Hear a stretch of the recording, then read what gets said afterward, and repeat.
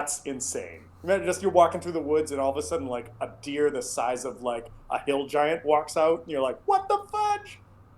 Well, it's just an AT-AT With antlers. with exactly with the antlers. Uh, yeah, that also shoots laser beams. Hey, The I said it was historians an left that part AT-AT. out. It's like I'm sticking with it. Uh, And I think everyone is here who's gonna be here. all right, cool beans. So I said earlier, I think Chris may have heard it. Um, it has been in game time approximately a week since you guys sort of left Zahir to his own devices with the tavern that you guys had.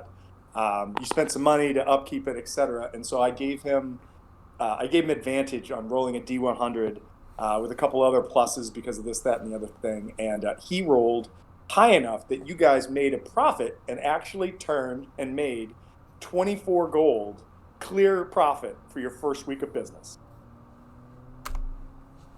What's the new thing in Oh town? yeah, we're the heroes of Ten Towns. I know. Hello. It's like it's Well, that the was the one of the reasons heroes why. bar. That was one of the reasons why that he rolled with advantage was it was a new place in town. So people want to check it out, and clearly it is the home base, the home lair, if you will, of the Heroes of Ten Town. So he had advantage. He had some other pluses. His first roll was not good, and he was like, "I'm not a good shopkeeper," and I was like, "That's why I said roll with advantage." And his second roll was much better. So whoever is keeping pace or keeping logs of like party funds and whatnot, the business has made 24 gold. We've got 3 people here. We'll just each take 8. I like to imagine in the midst of this battle, like an owl or a raven or something stopped by and it was like ah, and you open it up and it's like, hey guys, here checking in. We Bye. Just the crows from Demon Slayer. But speaking of which, you guys made it to East Haven. You met up with the captain of the guard, whose name was Al Ar Arlagath. Man, I love fantasy names, but sometimes they're tough. And Arlagath basically said she was having problems. There were some unseen things going around in town that were like breaking into buildings, and they couldn't figure out what was going on with it, as well as some fishermen that went missing. You guys were making your way to the wet trout to kind of pick the brains of some locals because it was getting on into the beginning of the evening and sort of settle in. You had rooms and accommodations set up for you by the constable at the White Lady Inn, um, and you found some footprints. And doing some great investigation and survival rolls, you followed them to this dock. You found this abandoned boat, which was actually the East Haven ferry that had been abandoned because it was locked in ice. Climbing aboard, throwing a boar on board to see if you could spook whatever was there. There was a cabin with some light in it, and lo and behold, Ziada walked in, and as she walked in, 2 creatures jumped out. One of them took a couple swings at her, missed, but the other one pointed its finger, spoke some words in a language that I don't think you understand, and you basically turned around and attempted to attack Hrothgar. Unfortunately for the DM and his own like storyline in his head, you did not actually hit Hrothgar because Hrothgar is a walking tank at this point, as you both are really. And Well, so that wasn't the reason though, because Ziado was still fighting it, and I rolled a natural 1. no, well, no, I meant like you did turn around and strike, but you rolled poorly to hit. That's Right, all. because she was fighting it, and then she Oh, I see. Yes, yes.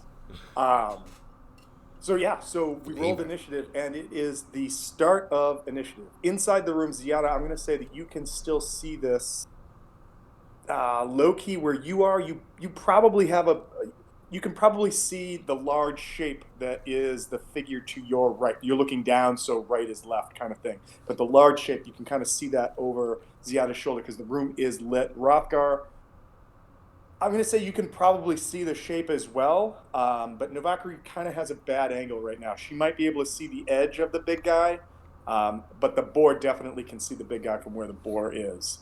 That the one thing I do have to retcon is the character that is to the right on the map. It's labeled as Dearth. He is not Little. large. I know I had made him large, but everything still checks out with what he did. He is not large. But yeah, so top of the order, Ziada, you are up. You're still sort of reeling from your brain being fucked with. What do you do? Not really. We're right back to it. I know what to do. Getting in here, we're gonna ruin their day. First thing for this battle that we are gonna have to be doing is to get in here. Where's the thing? Where is my special thing that I'm looking to try and say? Doing the thing. The It special. is this one, Necrotic Shroud. Okay. Once per long rest as an action, I can transform. So my wings appear, my spectral gas sort of, ghostly wings appear. And so these guys have to make a charisma saving throw. Just for a quick zoom in on those wings. Now, is this like a fear effect, a charm effect? What is it? This is I'm frightening them. So does it go like does it fall under being charmed? How like is it a spell effect? Like what? I'm not sure because it's not a spell. Like it's it's an innate ability that you have, right? Yeah. But the overall effect is that it causes fear, so it's something where it's like it's not really like a charm or anything. Not charm. It isn't. I don't think a charm. It's just kind of like it terrifying image, the creatures, sort of thing. Okay, and so if somebody is so these guys have several resistances to such things. So, they have resistance to illusions, they have resistance to spells, they have resistance to being charmed. So they basically get advantage on this roll. Yeah. But no, I don't think this would fall under that. So does it fear fall under charmed, or is that it's no? Okay. Like I have advantage from being frightened, cool. but like that's like a specific ability. Okay, and you said it's not a spell-like ability, so yeah, you don't have advantage. All right, so what is the save? A charisma save? DC 13. Charisma DC 13. All right, I am going to start with the big guy and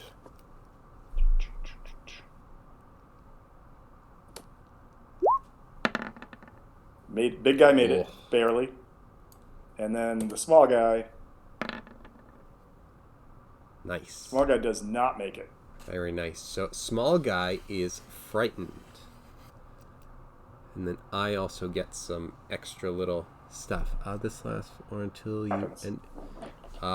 Okay, so there's that. I did not use my attack action, so I can't bash anyone with my shield just yet. So move, action. That's all I've got. So with the wing effect, what does it do? If you said it, I didn't hear what you said. I'm sorry. What does it do? Does it just make Dearth have to try to move away from you? Nope. He's just frightened, and what frightened is, we've got. You can't move toward him. Yeah, can't move towards me. Can't move willingly towards the source of their fear, and a frightened creature has disadvantage on ability checks and attack rolls, while the source of its fear is within line of sight. Okay. All right. Interesting. Okay. In that case, it goes to Rothgar. Rothgar, you are up.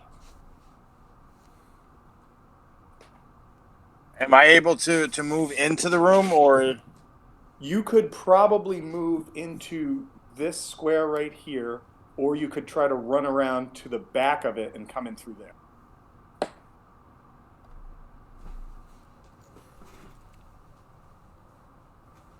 Actually, that's not a bad idea.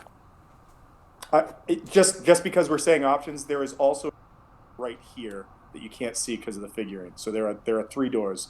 1, 2, 3, and this is a window right here.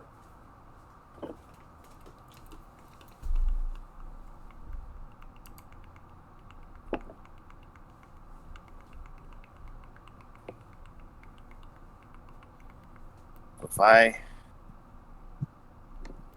take my regular move, it'll put me there.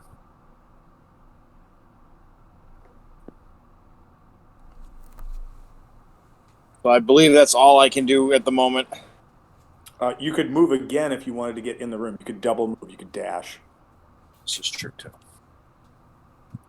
I don't want to. You could also jump off the boat if you wanted. I mean, just giving you options. Is there any way to just stand? Well, hold on. I guess right there, right in the. I was trying to stand right in the doorway. Yeah, I mean, you could stand there, or you could stand like right there and just say that you're blocking the door. So Okay, whichever you want. right there. Okay, cool beans. It goes to Navakri. Oh no, never mind. Sorry.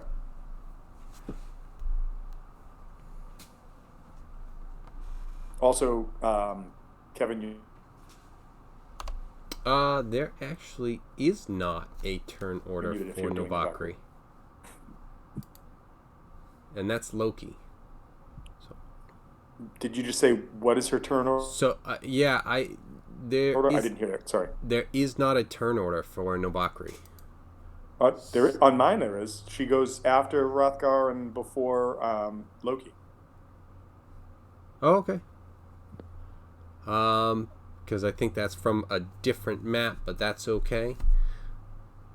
So in that case, I think it's a bonus action to give the command. Now, I just want to make sure this is a door. Yeah. So let me move the guy. There's a door right there. Now, is that open? Yes. Okay. The door that you originally like had to open was covered in ice, but it had been chiseled so you could just push it open. That door is open, as is the door on the back side. Okay. So Navakri is going to have the boar attack.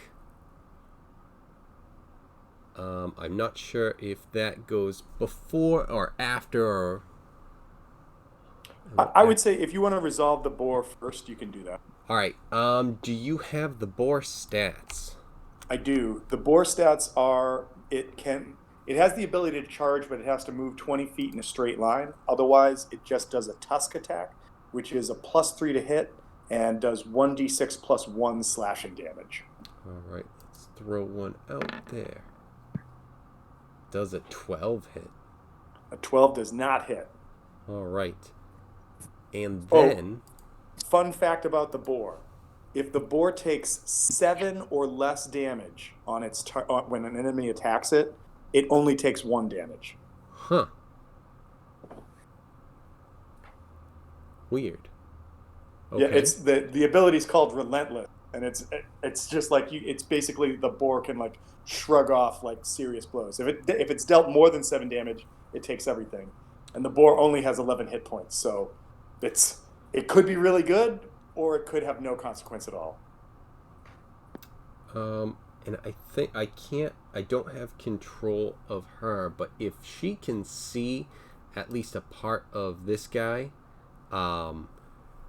let's have her cast Mind Sliver. It's a cantrip. Yep. And it's a fun one. Is it an attack or is it save? Intelligence, DC 13. All right. This is a spell, so it will have advantage for this. And this is an intelligence save that you said, correct? Yes.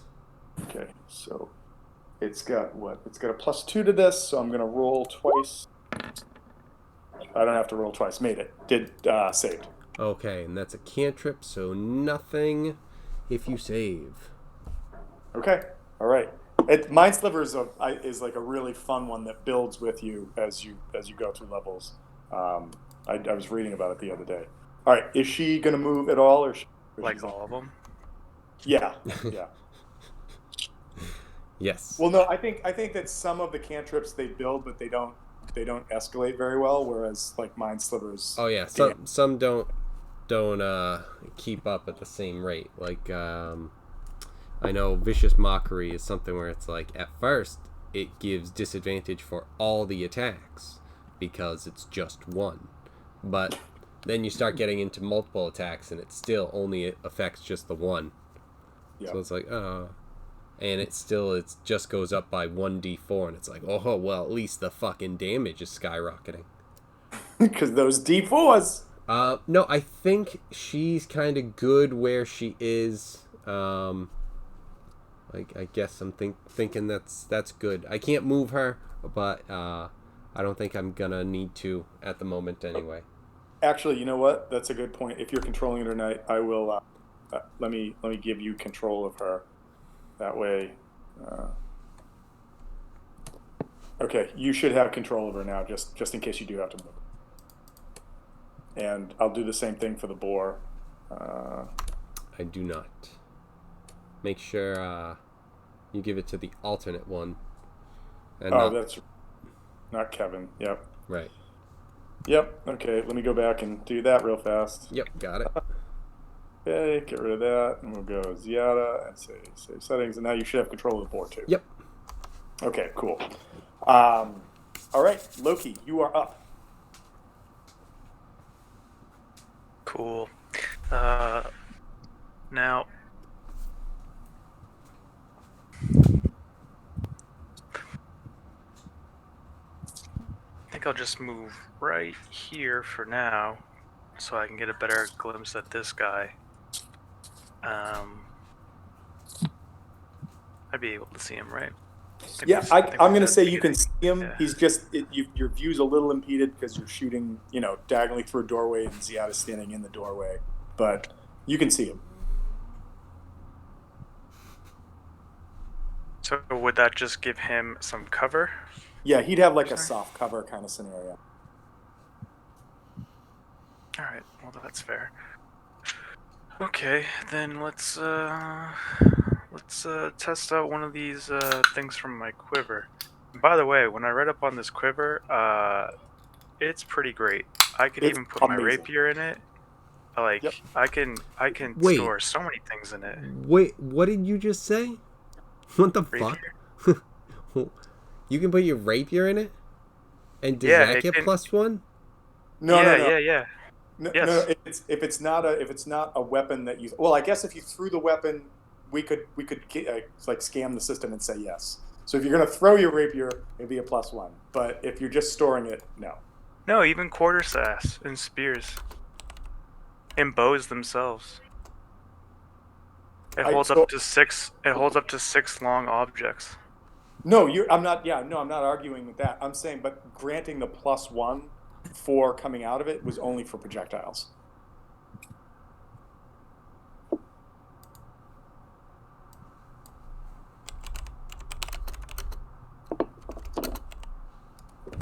There's no like innate +1 to this item. The +1 was added later. Yeah, the +1 is like a fancy add to this specific item that they built off of the core one that was like the quiver of Aloha or whatever it is. And it says, does it seriously say only projectiles? Yes. But you can also store all of those other items if you choose. 18 javelins or similar objects. It just holds so much. It's ridiculous. It's like a weapon bag of holding, basically.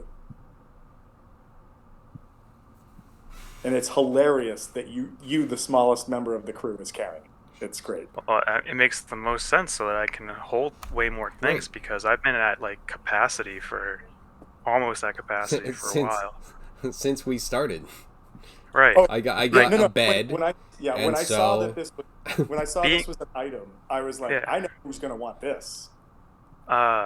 It's kind of funny because like Loki is my rogue and he wants to carry the most things, but like Harper is my barbarian and he has he like can. an axe. That's it. An axe and what's left of like his loincloth for like, Right. 30 years of just Yeah. life. Really Oh, tap. but here comes the serious weight. There's a ring too, so Oh. Oh. yeah, going a little crazy there with my strong barbarian that Right. carries nothing What? and doesn't want to carry anything. Um, You built a Skyrim character that's all just for weight capacity and strength, and they just don't have anything. They don't have any armor on because it's heavy. They what just get potions? they just Wait. carry a small bag of pebbles that they throw. All right, so yeah, well, that puts a bit of a damper on it, but I guess, I well, was about to I shoot can my still use a. rapier. So I mean, Yeah, I like was gonna shoot my rapier. Jesus. the thing to Um, remember about it though is it actually functions as potentially creating +2 projectiles. So if you have a crossbow or a bow and arrow that's a +1 weapon, and then you pull out a +1 projectile that you fire off of it, they stack, giving you a +2 to hit with it. whoa, whoa, whoa, whoa, whoa, whoa. Hold on. If I have my bow in this thing, it gets the +1 as well. No, I thought no, we no, said that no. was only for If you projectiles. have a +1 bow. If you have a weapon that's +1 projectile weapon, a crossbow, a short bow, a long bow, Yeah, a hand A hand skinny crossbow, bow, a fat bow. right. yeah, You a know, fat bow. You got a it would fat. be cool if I had, a staff of thunder and lightning, A but I don't have that jumbo. right You now. don't have that, right? No, You know?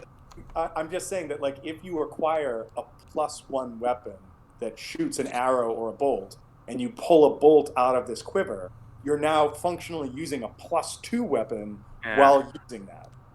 Your hypotheticals are still making me sad that I don't have that. You're the asshole not giving it to us. So, This could happen, but you'll never know. this could be us. Um, It could be, but it's not. all right. So because I'm using a projectile from that quiver, this is actually +7. I'm gonna play that game now, where it's like, okay, so a 17. All right, 17 just misses, and it's because of the soft cover. Damn, I hit the wall. Yeah, shot the door frame. Ding! It like rattles right next to Ziada's head. Length. Are you doing anything else in your turn? Because you haven't moved.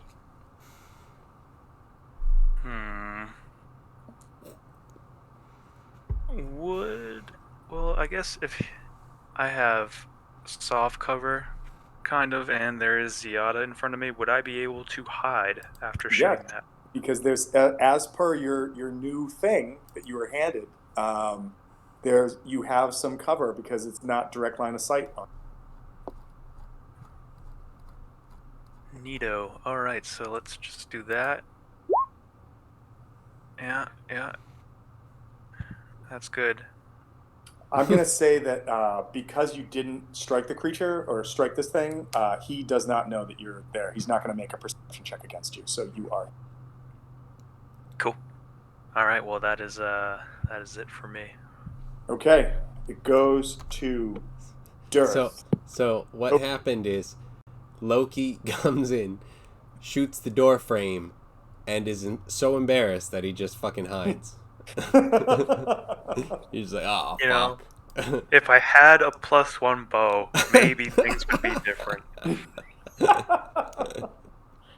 Oh, there's a wish list. There is a wish list. All right. What is Dirth gonna do? Is he gonna stab himself in the head? I mean, there's the possibility he could do that, but I think do it. The first thing he's gonna do. So scared. First thing he's gonna do is Got him.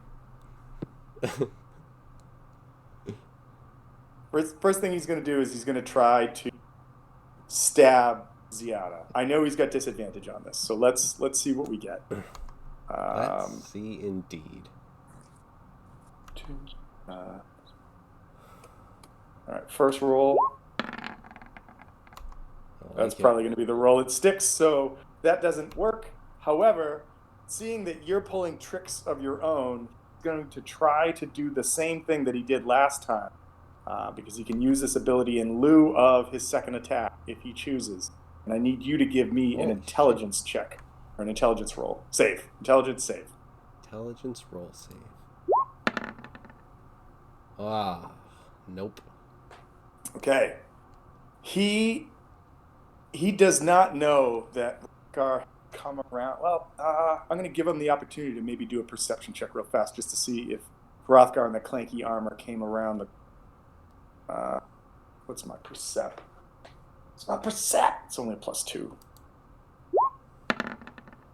Yeah, with a 15, I'm going to say he knows that. And so he's just going to point at you and say, you know what to do.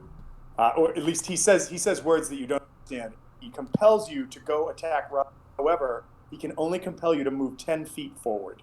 So you have to move 10 feet towards Hrothgar, and you would strike at him, but he's not within reach, right? You don't have a 10-foot reach, correct? If we want to say that so that I can strike him, I will carry that going forward. That's fine. I will continue. If you want me to strike Hrothgar to give myself a 10-foot reach, I will accept that. I'll strike at Loki right now. You're pretty big. It's pretty big of you, I will say. My long sword defines long. It literally says it in the name. I mean, what else? All right, and that is Dirth's turn. He cannot move. He's not going to move away from you, but can't move anywhere else because you're right there. And that goes to the other Dwergar, and that Dwergar is going to take a 5-foot step this way, so he's got some flank action going on. And I don't believe that provokes because of the size from the boar, and he's gonna swing away at Ziada. Let's see what he can do, if anything.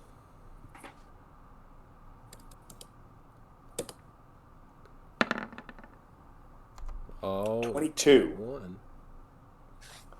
All right, so he's swinging this enlarged war pick that was enlarged basically to like the same size he was as he got bigger.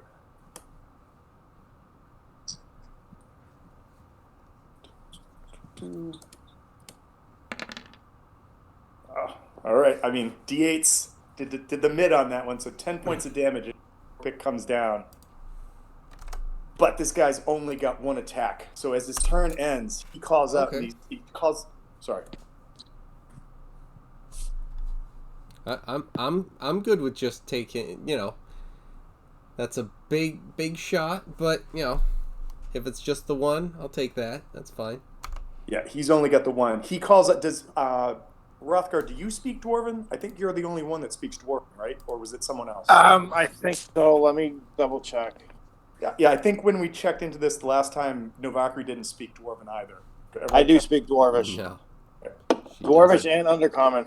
All right, so you hear this the big Dwergar call out to the other one, clear as day, say, "Dirth, my lord, protect yourself. Flee from this battle. Report back to your father." And Dirth is basically like kind of grunts and is sort of like, "I will tell you what to do. You do not tell I."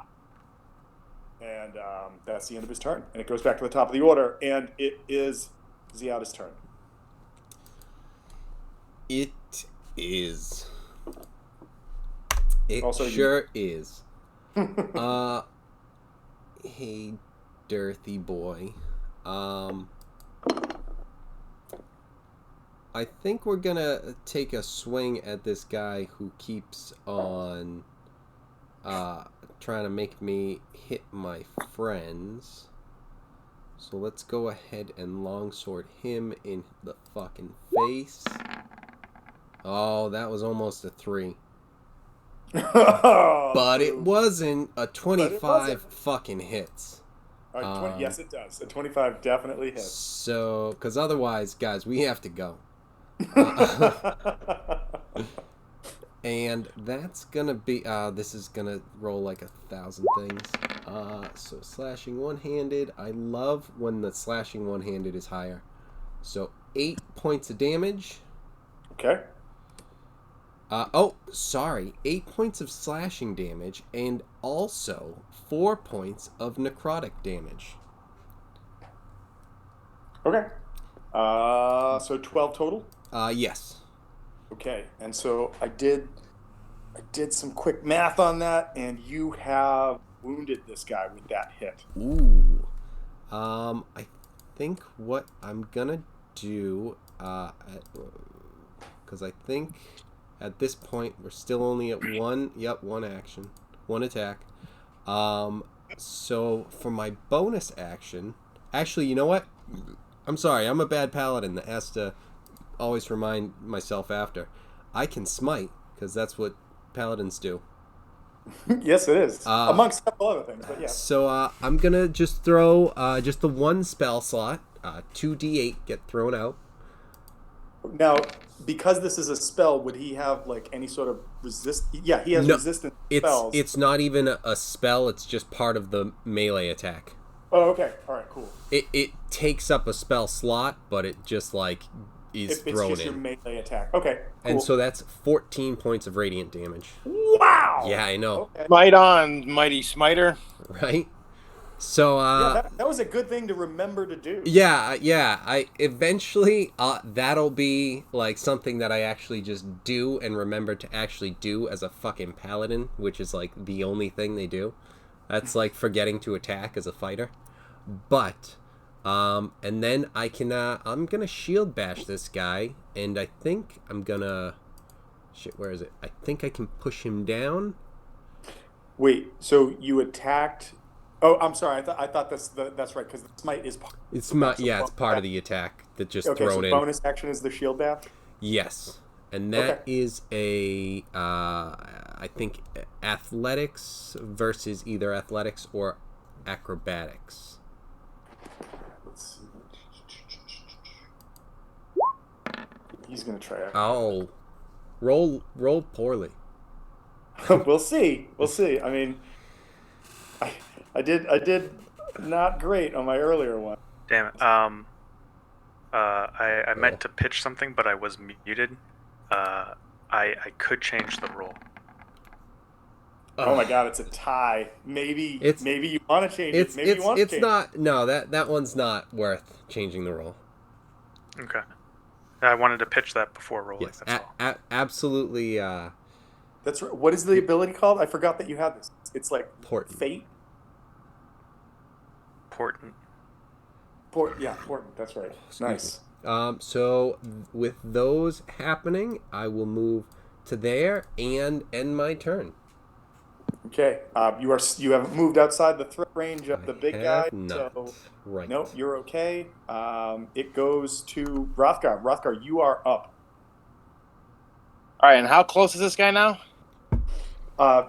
You can see him through the doorway. Like, you could poke him if you wanted to. Yeah, I'm just. When did he move within 10 feet? Because that would have booked an attack of opportunity. That's right. It was last round. As much as I want to say hands off the chess piece, it's only fair. So take your attack.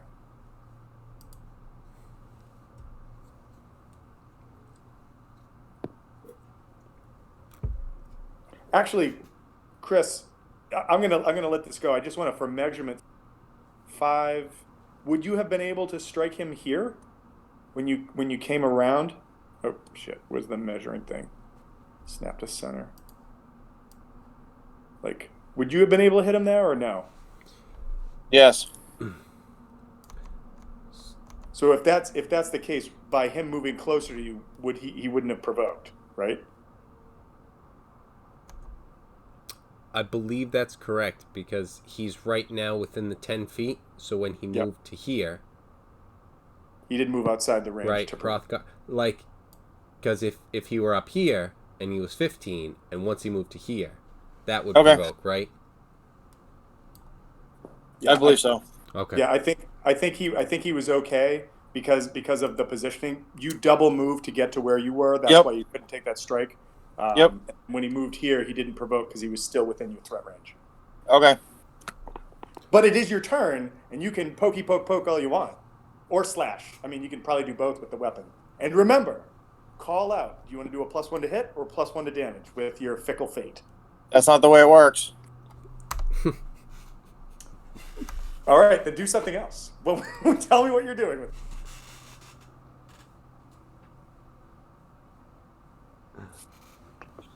I gotta freaking find it. I just had it. Oh, that's not it. That's it. All right, so the fickle fate. It's still a +1, regardless. Let's see. It's an additional damage roll if the target. Let's see. The target is within 5 feet. Then it's a +1 to damage. Oh, okay. So it's a +1 weapon with an additional +1 to damage. Okay, cool. I mean, not so cool for my creature, but yeah, cool. So I don't know what I just fucking clicked. Was it a 1? Did you just throw your halberd into... All right. First strike. 16. 16. This guy does not... I'm not giving him any cover. And there's nobody in between. That hits exactly. All right, so that's 9 points of damage. All right, let me do a little... this. Since that also hit, I'm going to expend a superiority die.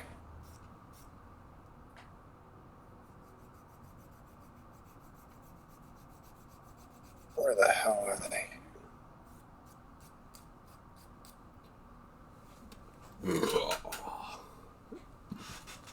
Can't fucking see anything anymore. It's all about eye protection, right, Kevin? Yep, and knowing your limits when you're drinking. Well, I don't drink, so we'll add another 3 points of damage Oh, nice. for the superiority die, and then we will be doing...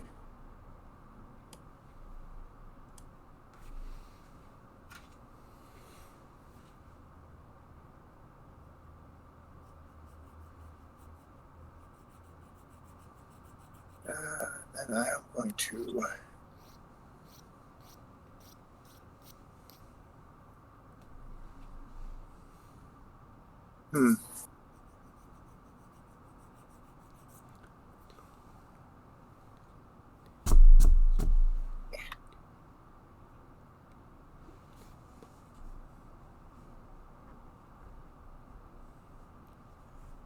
No, I don't want to do that one just yet. Get the small one.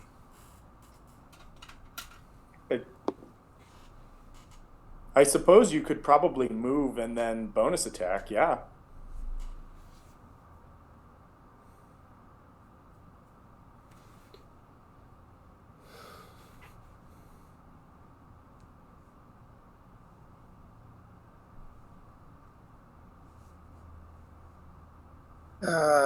We'll leave it at that. I'm not going to execute a maneuver. Just expend the superiority die, and I'm going to follow through with the butt strike. That's what I was waiting for.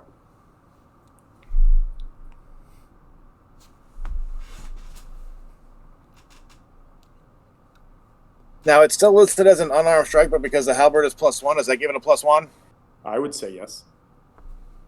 You're using a +1 weapon to deliver it. Oh, son of a bitch! Yep. All right. All right, so that would be an 18 to strike and a 5 to damage. All right, and with that, Rothgar has bloodied this guy. Brought him past wounded to bloodied.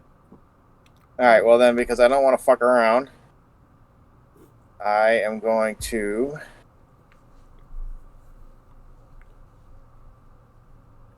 Let's see, where is it?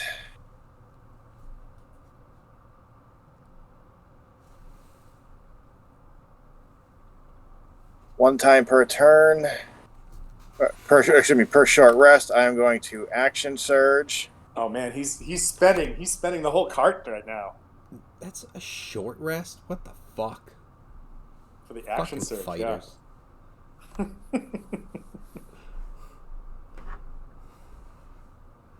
We will Fucking strike short rest. again. That's God. definitely a hit. Holy And Since he's still within 5 feet, that's 14 points of damage. And before you say anything else, how would you like to end Yerk the Dwergar? Decapitation is always good. Oh my god. And so you sever this huge head. Like you just come across, like just taking a chicken's head off on the post, just bloop, and it just sails over and lands at like Ziada's feet. Knocks her on her and just the body like drops. I'm drops going his to feet. lift a foot and then do a Captain Morgan pose on it as it rolls forward I'm not while gonna lie, I'm I was staring just gonna at say Dirk. Captain Morgan. Awesome. The body of Yerk drops to his knees and then kind of like sits back on his ankles and then lops over to the side as blood starts to spill out of the missing head hole that you just created. Are you doing anything else in your turn? I believe that you're action surging and you haven't used your movement, you could probably move and take your butt strike. Oh no, it's a bonus set.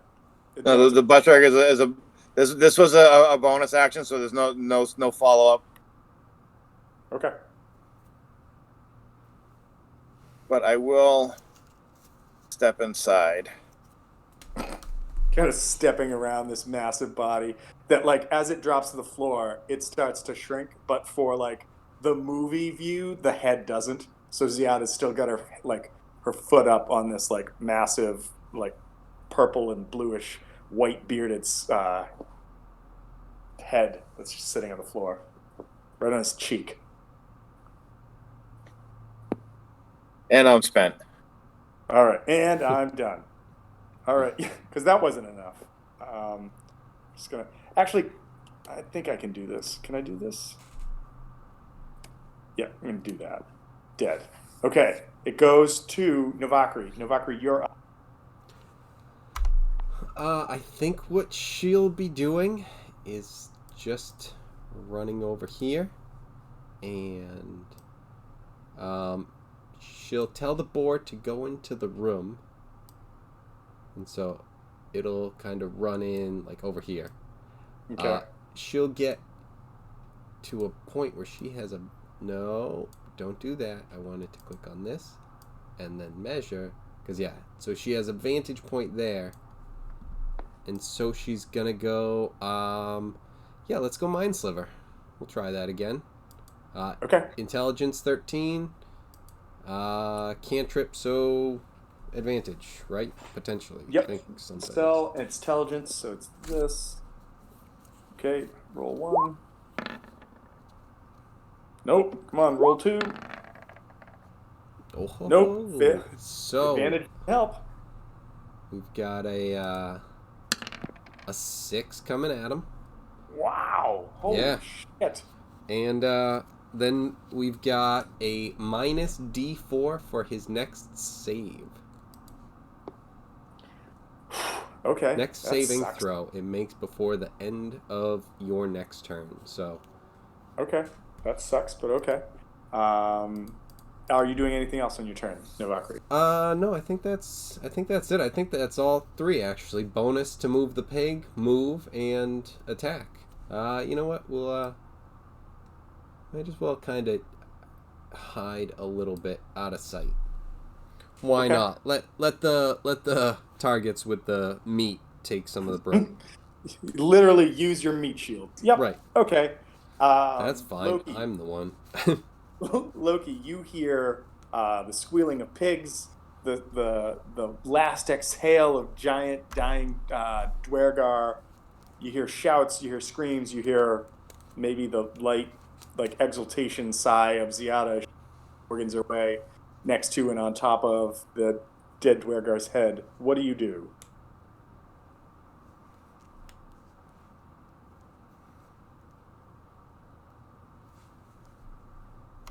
You're muted, you loser. Also, you muted. Yeah. Me? Well, you were. I was? You were. I thought Darth Sunbright Blight right there was dead. It was then actually the big guy. It was the big guy, yeah.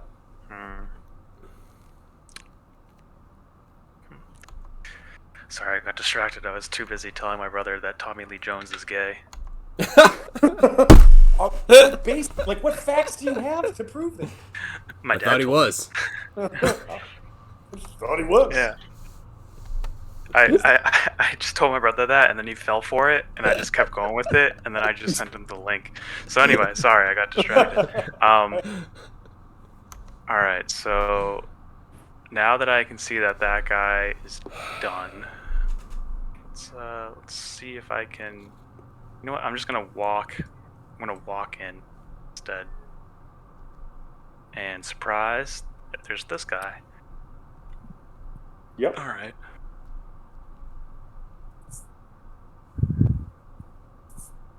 All right. Well, I'm in that range.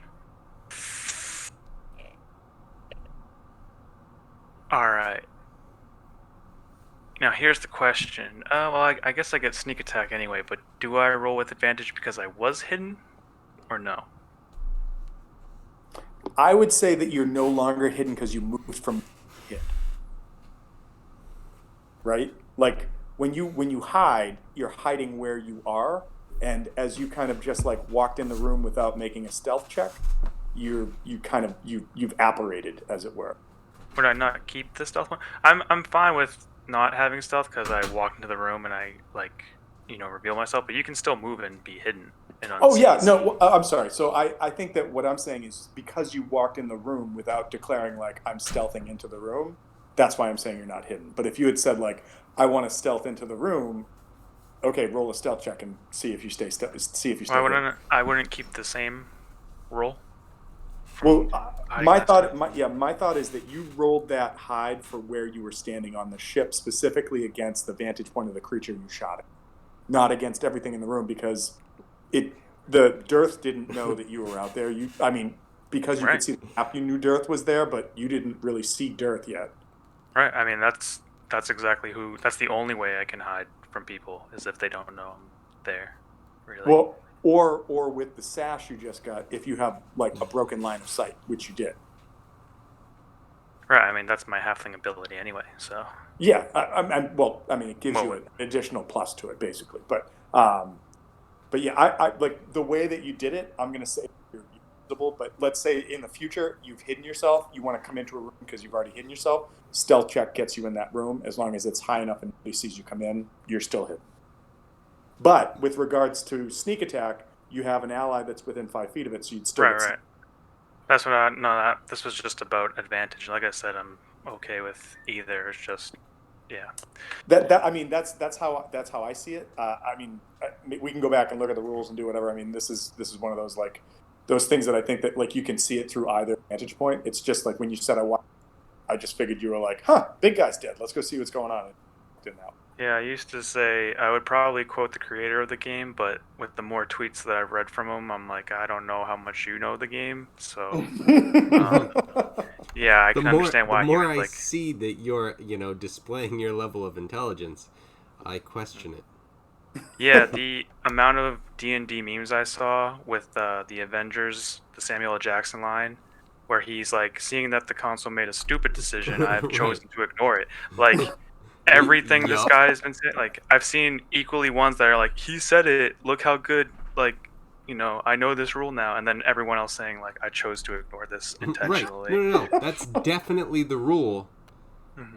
Anyway, we're gonna play it like this, so it's fun. Right, yeah, exactly. And yeah, anyway, I can understand why he was just like, listen to the DM. So yeah, whatever you deem here, I get it, because I walk in and he's like, oh, I see you. So Okay, so without He further says ado, that I too. guess. I see you. You can't sneak attack me. Oh, What are you, that John advantage Cena? is sweet. Dun dun dun dun. Wait a minute. Should What was just you. Hmm? it's an 11, right? That's the total. Yeah. Yeah. Unfortunately, not enough to stabby stab. That's fair. That's fair. All right. All right. So you moved in. You did that. Is there anything else? Your turn.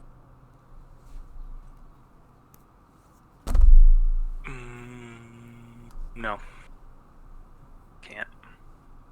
Okay. As your turn ends, Dearth Sunblight disappears because it's his turn. And, excuse me, as he disappears, you hear a voice say, in a language you can't understand, but Hrothgar can, "You haven't seen the last of me!" And then you hear like... Now, per the rules of 5th edition, you can't take an attack of opportunity against an invisible creature. However, because we've had some fun with this in the past, especially Well, with he's not hidden. So I'm just So I went back and looked this up, and per like rules as written, an Nope. invisible, you can't attack of opportunity creature.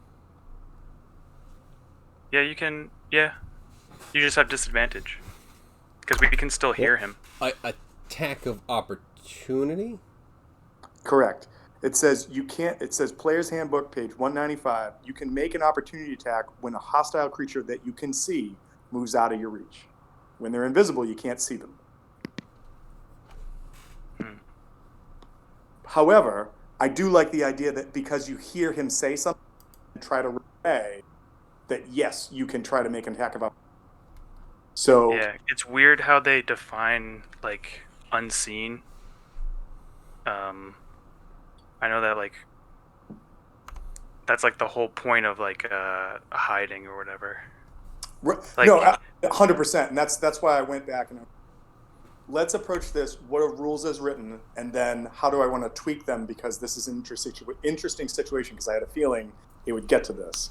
I just remember reading up on with Loki specifically at the very beginning of this, and looking up the rules between like unseen and seen, and you get to determine when he is unseen and seen. Like that's one of the things that they're like, here the DM decides. But typically for like a player, like if I turn invisible and I walk away, you can't be like, well, you just turned invisible right in front of him. He's gonna still, wing at where he saw you, and he might or might not, because you're not hidden. But if you turn invisible, you then meet the criteria to hide or something like that. So yeah, so I agree. I think that what I'd like to do is I'd like to have both of you guys roll a perception check. Actually, I'm going to have all three of you roll a perception check, because Hrothgar, you have reach, and he is within reach of you as well. There is an additional thing that happened that you weren't privy to when he went invisible, but roll a high enough perception check and I'll let you take a straight up attack of opportunity, not disadvantage, just a straight up attack of opportunity. Oh shit. All right. So I set a decent DC. Oh, Hrothgar sees right through his shit. Hrothgar just closes his eyes, focuses on training, and hears like feet running by, but he hears feet. Your perception is so good. You hear feet that don't sound like they're the feet of the creature that you were just fighting. Like they sound like they're smaller, like they're smaller feet, but you know where it is, and you can take a swing at it. And I will. No, don't fall for it. We're trying to get this guy. He's distracting you. Don't do it, Hrothgar. He's Man, making you you can waste see the crit. everything. Yeah, you suddenly have true sight. Yeah. All right, roll your to hit, Hrothgar. And it is within 5 feet of you. Did the 13 not see? The 13 did not see.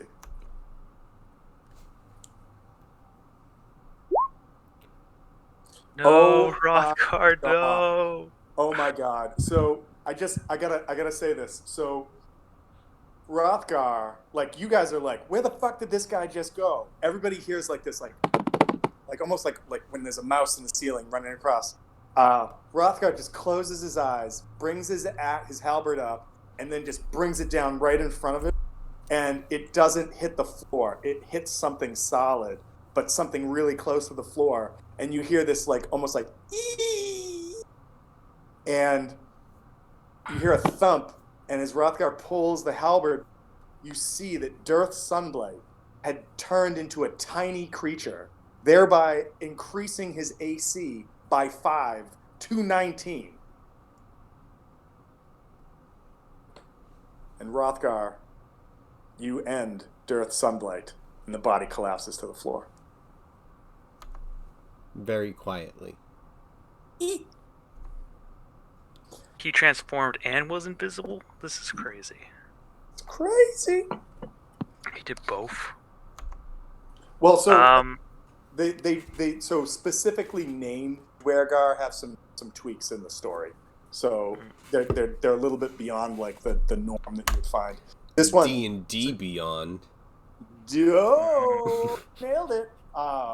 This guy's Dirth was what's known as a mind master, and he has the ability on his turn to take multiple attacks, but he can choose to not use one of those attacks and to do to make somebody make an intelligence saving throw, and then either move the creature or move the creature and make them attack, or just attack, just sort of fuck with the person a little bit.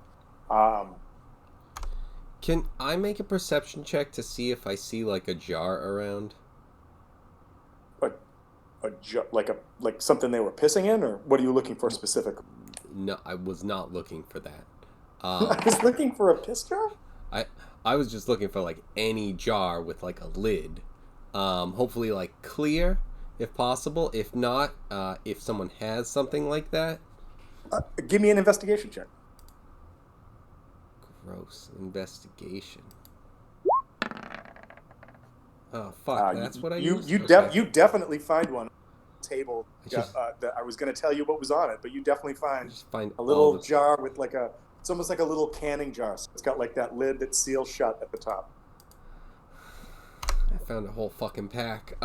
So I would like to try something. I would like to grab that, and then I would like to have Hrothgar hold out the halberd, and I would like to peel the little guy off Dirth, and I'm trying to do this quick so that it's something where it's like, you know, there's a chance to get him before he's like completely dead. I would like to heal 1 HP and put him in the jar.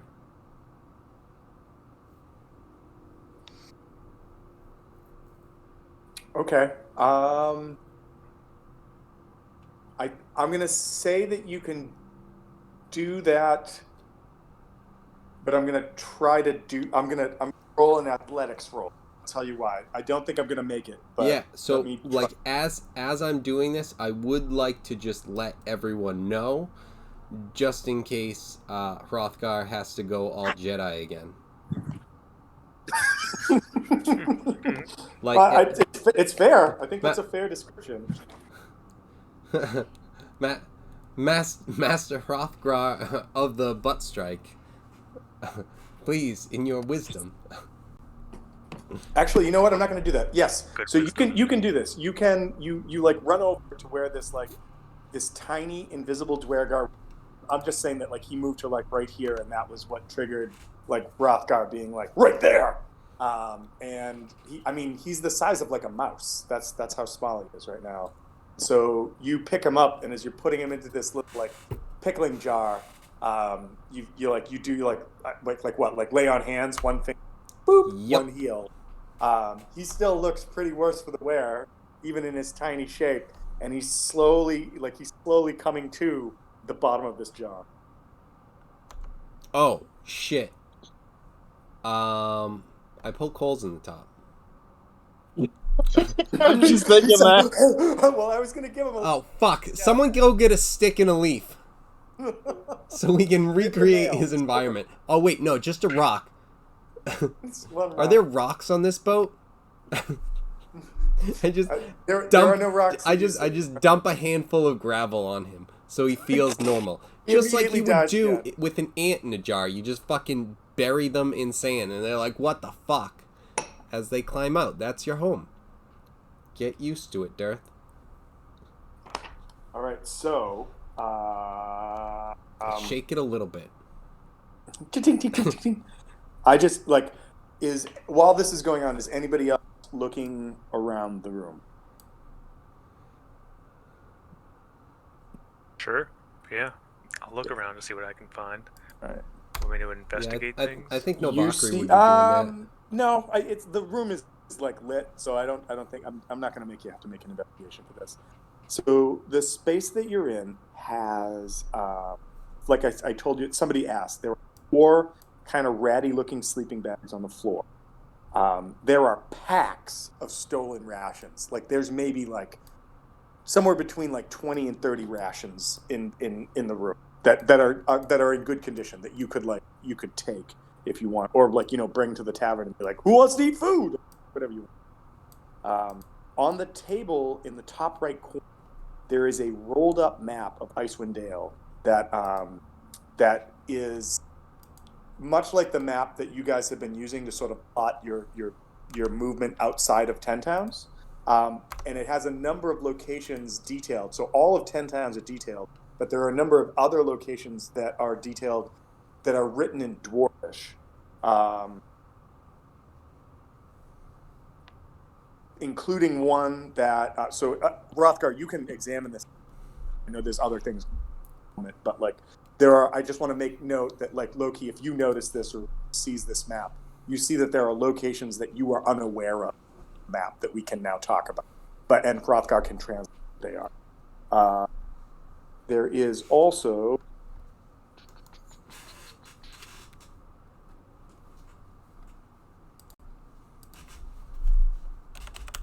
I think that's it. That's all that's in there. But there's also a now tiny Dwergar in a glass jar with a bunch of sand on top of it.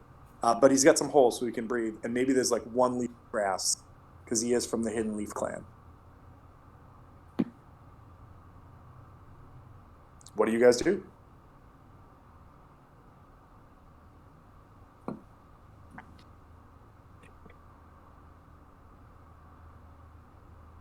So, what do you plan on doing with that guy in there? Ziada.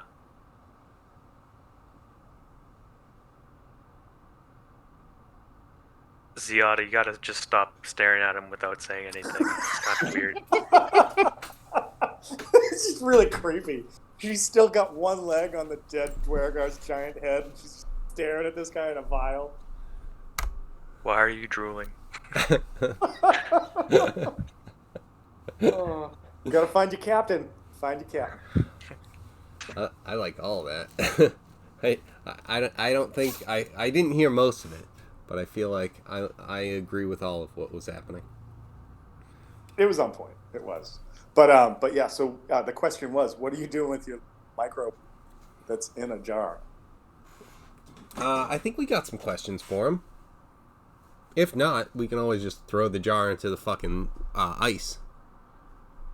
So. Well, yeah. Remember, so I'm not saying you can't do that. If your plan is to drown him or whatever, you'd have to either go out into the middle of the lake or you'd have to crack a hole in the ice. Oh no! I would just take the jar and fucking launch it into the air so that it smashes on the ice and his 1 HP just kills him. let the glass shards take care of it. They don't have eye-fixing stitches back then right now. Oh man, we just keep turning. It's all cyclical. Keeps going back to the opening conversation. Is he still like him, but he's tiny like a mouse, or is he actually a mouse?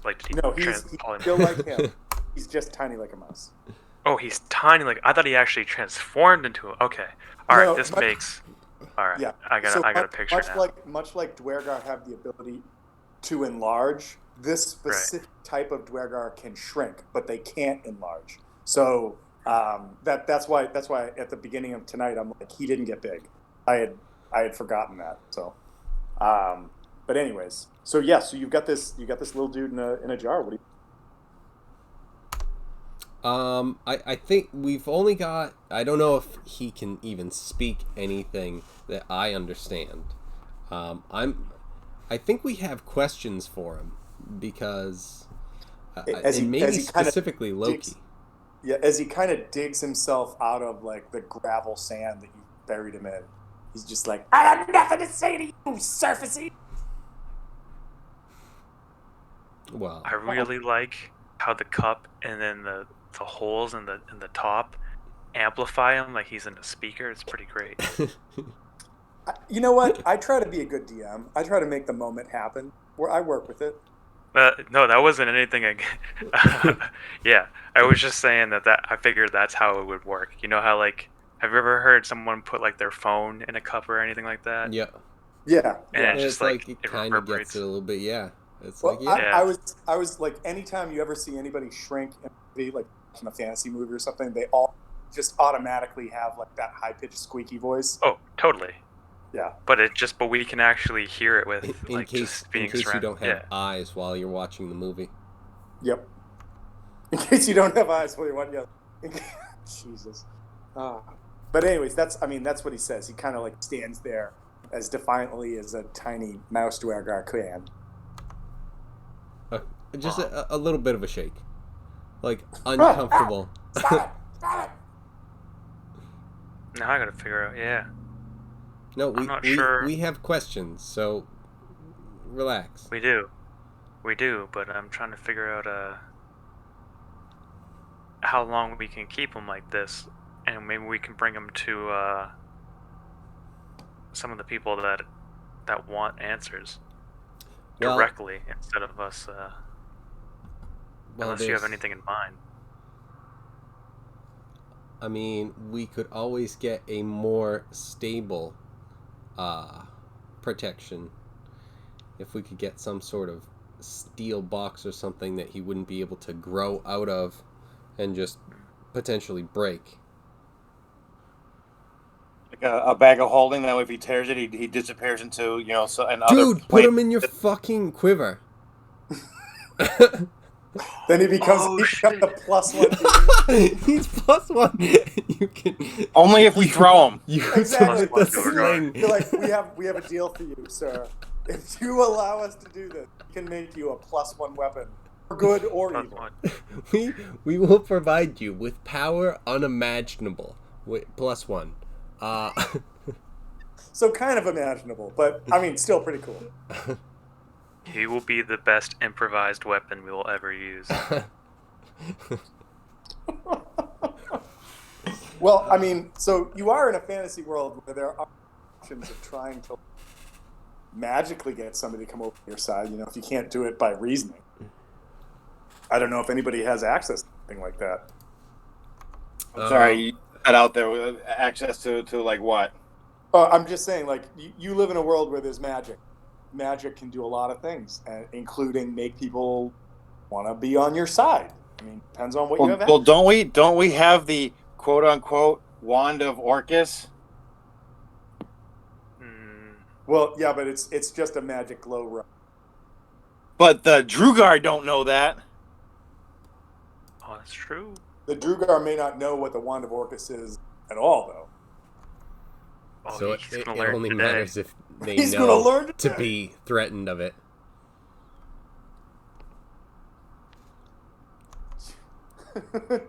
I am going to threaten you with this thing. Do you know what this is? You don't. All right, I'm going to have to explain it. Fuck. It is badass. Trust me. If you knew what it was, you would be afraid, and you wouldn't even be questioning whether this was real or not. You would just be like, it is, because it is. We at one point in a game that I was playing, I was playing a cleric who got access to make spells permanent, like low-level spells permanent. And so one of the spells that we had access to was Continual Flame. And so we cast Continual Flame on a sword so that whenever you pulled it out of the scabbard, looked like the sword was on fire, and we gave it to our slightly crazy fighter, and we called it Wand of Truth. We would use it to intimidate people into thinking that it was some sort of like uber magical item, when all it was just a sword with this like minor incantation on it, and it worked so frequently. It was fucking amazing. We're just like, fetch the Wand of Truth. The fighter would pull this like flaming sword out of the scabbard. We're like, we will bring it to your face. And people were like, no. It was great. Anything's possible. So I think we like. I feel like we want to get some sort of like a more in steel cage sort of thing. If we can get something like that, or steel box. Well, so I will say that as you rolled a great investigation check. As you look around the room, you don't see like cage or steel cage or anything like that. You do see that there is like a foot locker, like one of those steamer chests that has like a latch, some hasps, like the clasp hasps on it. That's right here underneath some stuff. And you could put the vial in and then carry that. That's probably the best thing that you could do. I guess if anybody either has a different idea or if somebody wants to roll, I would say if anybody has like a specific knowledge that they think that could help, or a survival check, because I'm thinking survival is probably the best check for coming up with a way to sort of like bind or hold something or trap something.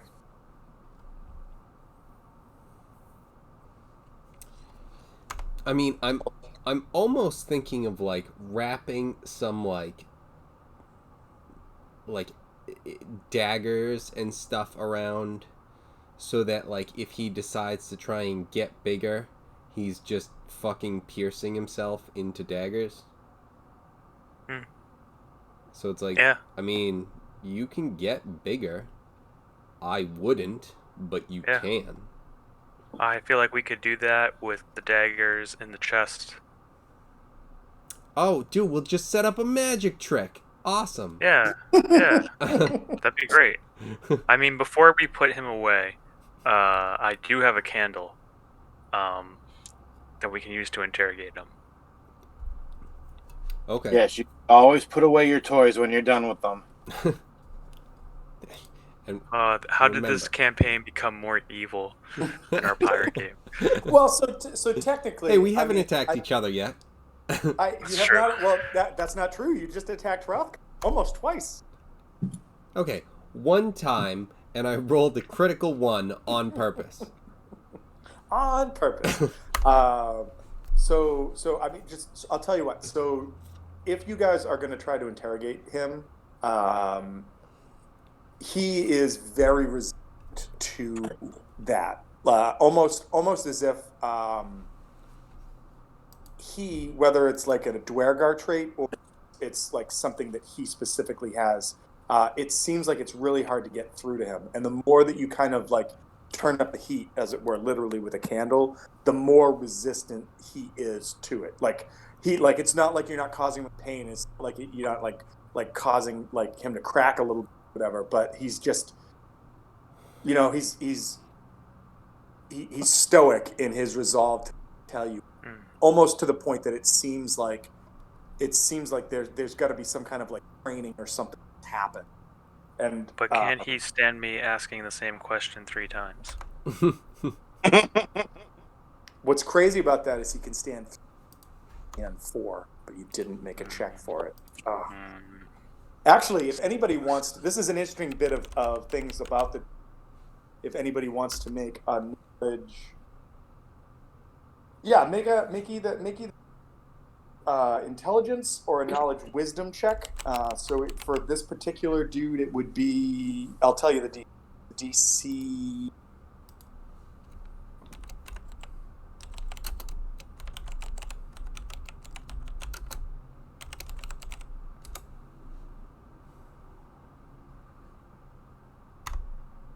What was the check? He kind of broke up. I'm sorry. So it would be a straight up intelligence wisdom check, unless you have a knowledge that is based on one of those that you think would be applicable to the. And this is just specifically to see something like about Dwagar or something? Yeah, just to have like a little additional knowledge about the Dwagar. Rothgar, you nailed it, so nobody else has to roll. So, in D&D lore, the Dwergar were this race of dwarves that like fled underground, and Ziad is rolling out. It's like, Dwergar were like these underdark that were discovered, that were kind of doing their own thing for a long time, but were discovered by Illithids, and the Illithids basically took them as cattle, and like just put them, like just enslaved them, and did like the worst imaginable things to them, like sort of like the Nazis to the Jews kind of thing. And over the millennia, this race of, because dwarves are hardy and sort of, Dwergar specifically started to develop distances to spells, to psionics, to everything, until it got to the point that there was this massive Dwergar uprising, and they couldn't defeat the Illithids, because the Illithids are a major threat to anything and everything, but they were able to like throw off of them, and they broke free of them, and like they make it their mission anytime there's the opportunity to like kill or thwart Illithid's plans to do that. But they also equally hate everything, just like everything in the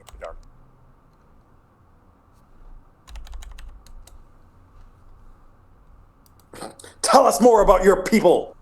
Shake. We're controlled by psychic squids.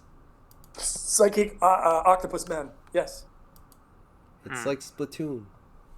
I thought that was Gith. So the No, Illithids like have the been. enemies. Yeah, no, the Illithids travel the multiverse and have literally been like a slaving race or an enslaving race, like across anything you can think of. And so the Gith and the Githinki are both races that have been affected by the Illithids, but the Dwergar are equally like that. Okay, so it's the same. All right, cool. Yeah, I think the Gith became like meditative and developed their own sort of martial arts and like ability to kind of like deal with the Illithids' like mind control ability. The Dwergar went in a different way, just like they're barbaric in their way, like rather than like wisdom, they're just like constitution and just like physical resilience to it kind of thing.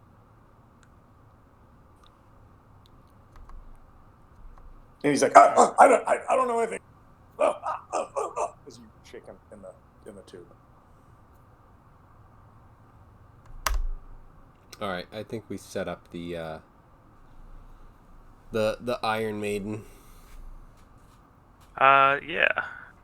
Why don't we just feed him to a cat? Because he might be valuable to some people. Well, before we do any of that, we'll have Nova Cree sing "Stuck in the Middle" with you, and I'll do a little dance, and I'll walk over to him, and I gotta cut off his beard. Oh. Well, Yeah. Do you have like a little set of like tweezers and scissors? Because you're gonna need something really small. Well, Loki is already, not huge, so it's like his shaving kit. He's got like a tiny shaving kit too for his son. All right, so Loki pulls out like his nose hair tweezers, his hair clippers, and he's like, "First, this." This is gonna be. I like how you made it that much more brutal. Because I was thinking of just like slicing it, but you're like, let's rip it out. I'm like, all right, okay, we'll make Loki this crazy. If you're going all the way, just go all the way, man. You just like grab his head with like 2 fingers and then just start yanking. He's like, Yeah. "What are you doing? Stop it!" It's really in there. That now. beard is really in there. I thought it was fake. It's not your mother. It's a man, baby. I can't believe I just threw that in. Anyways, so you basically you rip the shit out of his face, and a bunch of hair comes out. Kind of like if you grab a cat, and the cat runs away, and you're left with a tuft of hair. Okay, Jesus Christ. I don't want to know what you do to your poor fucking cats, dude. Hold Relax. on. If anybody's like, you know how when you grab a cat and you tear its hair out, it's like, all right, hold you on. fucking If anyone psycho. has ever been, I love my. Hold on. If anybody ever held a cat and somebody walks in the room and goes hello, and that cat goes ah, and jumps out of your hands, left hair. That's what you're left with, and some claw marks. And so in this case, because it's so small and it's in the jar, you didn't get the claw marks, but you did get some tufts of hair. That's what I'm saying. Anyways. Yeah, I fucking love my cats. I love my cats so much. But anyways, you pull some hair out. However, when you go to put him into this chest of maiden, iron chest, whatever we want to call it, kind of scenario that you're doing, he stops and he says, "No, I'll talk. Oh. Okay. All right. Yeah. Says, if you put me in there, I will die." You'll die? Why? What is this? Says, I can only hold this form a little longer. And I was hoping one of you idiots would keep me in your back pocket and I could escape. I'm gonna put you in there. Fucking calling me an idiot? God, mother. He's like, I'm going to put you in there. And I place the jar in the chest. No, wait. Alright, you're dealing with the hope, for your sake, the more sane one. Ziada goes around. Loki's got the beard trimmers again. He's like, I'm ready. Yeah, I'm still dancing. Like at this point, Loki is now good cop. I just passed that off because I hit the jar in there and I went to the back to start closing the lid. So he has to now talk to Loki. And I have to like the answers or else I'm closing the lid. Anybody else think Loki's just firing off a desk ramp right now? So you do that. You take that into anything, and he's yet like Dirth is like, no, please don't do this.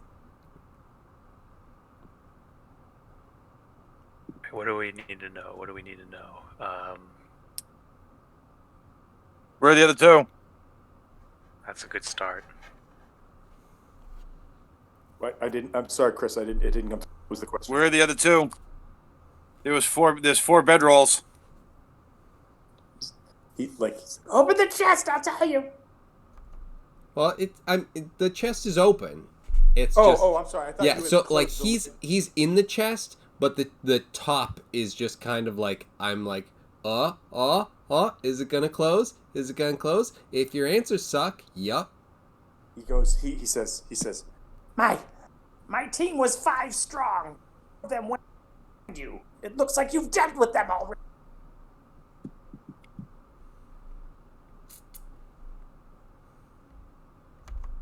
All right, where are the rest of your people? My people are in the sun, and they are going to come for you all. My father will not stand for you surfaces to live any longer. Your son? In the sun? So, I'm sorry. He says that his people are building their forces in the Sunblight Citadel, and that and by the way, if just because we've mentioned this already, if you guys look at them, Hrothgar can clearly point to a point that in Dwarvish says Sunblight Citadel on the map. He says, and basically he's my father will not stand for you surfacey to live any longer. All right. I saw the first episode of One Piece. I know how this goes. No, I'm sorry, not One Piece. One Punch Man. I messed it up. Damn it. But wait, was it the first episode that the King of the Sea? The came? very the king of the underground. Oh, the That's- underground. That's right. Yeah, and he has the dream, and he's fighting them, and he's like, "What is this feeling?" And then he wakes up and he destroys his alarm clock, and he's all pumped, and it's just nothing's happening. They're like little fucking barely kobolds. So where I'm sorry, I've forgotten. Where are we currently?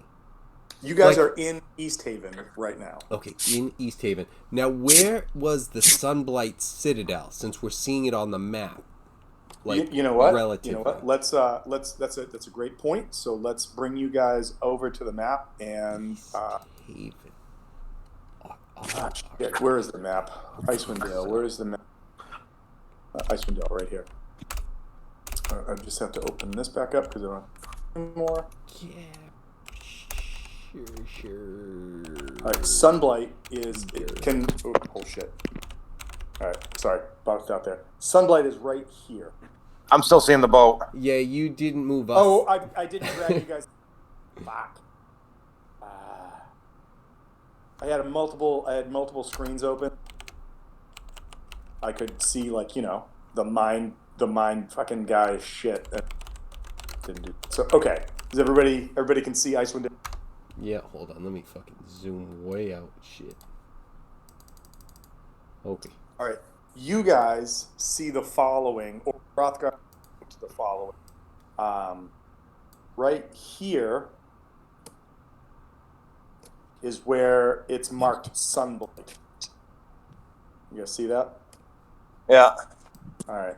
By Nova Cree's drawing. Yeah, by the thing that it's not it's probably a good 10 miles off, maybe 5 miles or so off from what the thing Nova Cree was drawn to on the map. But it's only 2 inches on the map. Right. But if you look at the legend that's down here, you'll see that that's Small. probably 4 to 5 No, miles. really, Nope. it's only 2 inches on the map. It shouldn't be that big a deal. We can go from one to the other. Hold on. I just imagine there's 2 things I have to get out. The first is Kevin. I immediately start thinking of Father Yep. when they're in the Oh trailer. yeah. With the It's going, small. small, Also, far away. Tom, I have to let you know that for some reason, whatever these maps do, even the stuff that should be labeled isn't labeled for us. I don't know how or why that happens. We might have to go over it and just look at it in sometime so that we can look at maybe a town to find where out stuff. I Yeah, already alright. know, so that we can find the right layer or something. Because there's no the stuff, the legend at the bottom. No, not the legend. Oh, okay. So if you look over here, you'll see nothing. Yeah, so there's more fucking snow. So right there is what's labeled Sunblight. But because you guys, I'm saying that you kind of notice this and sort of see this in succession with Dearth making this comment. You notice, Rothgar, that over here in Caer Konig, or pretty close to it,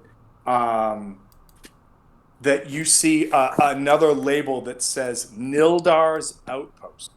So Nildar, Nildar, and then Outpost, spelt with a Q. No, I'm kidding, just Outpost. Hey, there's an outpost over here. What was that? Hey, there's an outpost over here. Not to be confused with outhouse. Who's outpost? Who's House of Out? And Loki, you also kind of have, not kind of, if you notice this, and I'm saying that you guys are all kind of, you're in the same vicinity, so looking over each other's shoulders, doing whatever. You get the feeling that is probably what your contacts were indicating was a thing at Caer Konig, or must be the thing that they were referencing that maybe you should check out.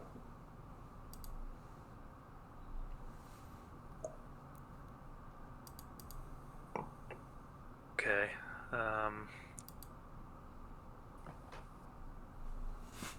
Wasn't that the other team? The dwarf that was going there? The other team was going to Caer Dinaval, right here. to check out the whole thing with the Black Blades or the Black Brotherhood. Well, I feel, or if you guys are up for the challenge, maybe we can figure out where the rest of these guys are. But I'm afraid that there might be like a whole army. This is the Citadel, like a whole. Let them come. Look at the little bitch. If you say that, Dirth like laughs and he says, "You surfaces don't even know what's coming for you. You say an army, I say a horde. We are powered by the beating heart of a dragon. You are nothing but frozen waste." You have a dragon? We have a Hulk. Yeah, we have a Hrothgar. That's, you know what? That's a T-shirt that needs to be made. Like, nobody's ever gonna get it, but it's amazing. I love it. Did you see how small you were when he hit you? Nah, you were dead. You should see this guy when he fucking throws things that are like 10 feet tall, 20 feet away from him. After he attacks them, he just decides, "Oh, you know what? You're going over there." Actually, the line is, "Did you see that guy when he hit you when you were so small? Oh no, that's right. He killed you." Mm-hmm. You was dead. He throws people like it's fucking Super Smash Brothers. That's how fucking far he throws these guys. All right. I feel like we might need to tell other people. You know, like before you go camping, we should tell other people, like, "Hey, we're gonna be going over there." Let us know. The other thing to consider, not to like pull you away from this, but just to remind you, is that the sheriff of East Haven had asked you to help with 2 problems. This was clearly one of them, and clearly you have handled this problem to a certain degree. She has promised a reward for help with both. So it is I'm just saying that just to remind about quests and items and whatnot, that there is a second quest here in East Haven, should you still want to do that. And there's the matter of going to sort of get back in touch with whoever. But that being said, I think let's take like a 5-minute pause. You guys can discuss amongst yourselves. I got to take a bathroom break. I'll be right back. Yeah. Okay. Right. Yeah. Yeah, I feel like that's something we should just report rather than go. And we got to figure out what other questions we need to ask this guy before. Yeah. I'm curious as to why he's saying that he'll die if we put him in here. Is it because like he'll grow? He's gonna lose. Yeah. Yeah. He can only stay small for so long apparently. Yeah. Gets the concentration breaks, and then it's like damn, he's dead. All right. Hey, I can keep reviving him a couple times. Yeah, but he's not gonna be as small again. So. Yeah, and then I'll just stab him. All right. And then I'll just pin him to the ground with my sword. I actually thought that might happen. I was like, okay, so there's one guy who made me attack, and I don't like that. So I feel like I'm gonna attack this guy. This is before we actually, like, we're even playing. I'm like, I feel like I'm gonna want to try and stab this guy and finish him off and just fucking pin him to the ground with my sword and just, like, stab into his leg and, like, non-lethal damage, but, like, into his leg and just pin him to the floorboard, and then just pull out my battle axe and turn to the other guy. And it's like, okay. It's like, if he hasn't been killed yet, and then Hrothgar just fucking takes him out, and he's just like, I'm just gonna... Yeah, this guy's dead. He's not alive anymore. I got here, and so he isn't. Well, we couldn't let him get away. Dude, I'm not complaining that you came over and killed a guy in one fucking turn. That's great. In no way am I saying that it's just like, oh, like, I wanted the kill. I don't give a shit. It's like, you got both the kills, and I didn't even realize that until now. And it's like, oh, shit. It's like, you got both of them. It's like, whatever, fine. If you're crushing everything, that's fine. I'm here to serve as the shield that you can smash things from 5 feet back. Everything wants to come up and try and hit me in the front, and then you're just stabbing them as they come in.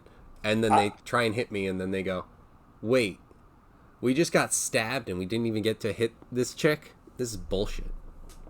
Yes. I'm just imagining that you guys kind of like, as you continue to develop as characters in this game, that you start to like try to work out tactics where it's just that, where if you were like superheroes, like you would be like Ziata would be shield, and then whether it's like hammer or like, you know, whatever, like shield and halberd or whatever, like, but like that's your tactics as you go in, but you guys are like super coordinated between each other. Like that's awesome. That just sounds awesome. Like, I almost see it as like we've started to develop like almost like how the Spartan thing that they did in 300, the phalanx, as lame as that whole fucking movie was, trying to be so cool. But so I'm not gonna listen. Anybody can go back and watch something several years later and be like, dumb. The first time I saw 300, I was like, that movie's amazing. So, I still like it. I mean, who doesn't want to just like Muay Thai chest kick somebody into a well some days? I mean, maybe that's just me. If we're going to fucking Tony Jaa, it's like, if we're just entirely changing the subject. But like, I feel like the sword and like the halberd like combo. I'm sorry, not the sword, the shield and halberd combo with these two has been developing well. I love it. I'm just saying that, like, if you guys as players want to try to come up with some like tactical things where maybe like if you do one thing, the other person has advantage or whatever, I think that that's something we can build on as far as like making a cool mechanic. If you want to like work in tandem, I know that other games have mechanics that are built for that, where people can like, you know, use tactics or work together. So, I mean, please look into those. And if you see something that seems like it would work between the two of you, by all means, like throw it on the board and let's see if it works, because it's a cool idea. Cool. I'm down. Yeah. I'm also saying, like, I'm just like, as far as a party goes, you don't have a cleric, which is always a bitch, but you have every other role covered right now. You have a spellcaster. You have one fighter who can put up, you know, the wall, and one fighter that can put up the like literally like an elongated attack. That's amazing. And then you have a rogue who can also cast spells, who's just disappearing basically on command, because sometimes the DM gets drunk and comes up with great ideas and then gives them to his characters and goes, why did I just give that to this character? But who cares? Because it's fun. So yeah. What else do we need to know from this guy? I know, this was tangential. So you guys are on a frozen boat in the middle of a fucking lake in an East Haven town with a tiny dwergar that says, please don't put me in the Iron Maiden chest that you put together with no former training, but it's gross and I'll probably die if you put me in there. And he's told you that there is an army that is being raised to level 10 towns, or at least he seems to be indicating that. He has told you that they are fired by the heart of a dragon. He has not gone into any more specifics. And you have noticed on a map that there are several locations that there are dwarven like notations, but the two most specific is one, Sunblight, which he kind of mentioned by saying Sunblight, and two, here by Caer Konig, which is it's actually in Caer Konig, but you had to draw a square somewhere, so that's where it is. And it says Nildar next to it there. So what are you guys doing apart from committing murder? We are continuing to questioning him until, you know, we forget that he has to turn big eventually. Okay, so do me a favor. Ask like another question if you're going to ask another question. Yeah. Well, we already asked how many there were. He said like a horde, powered by dragon. We have the location.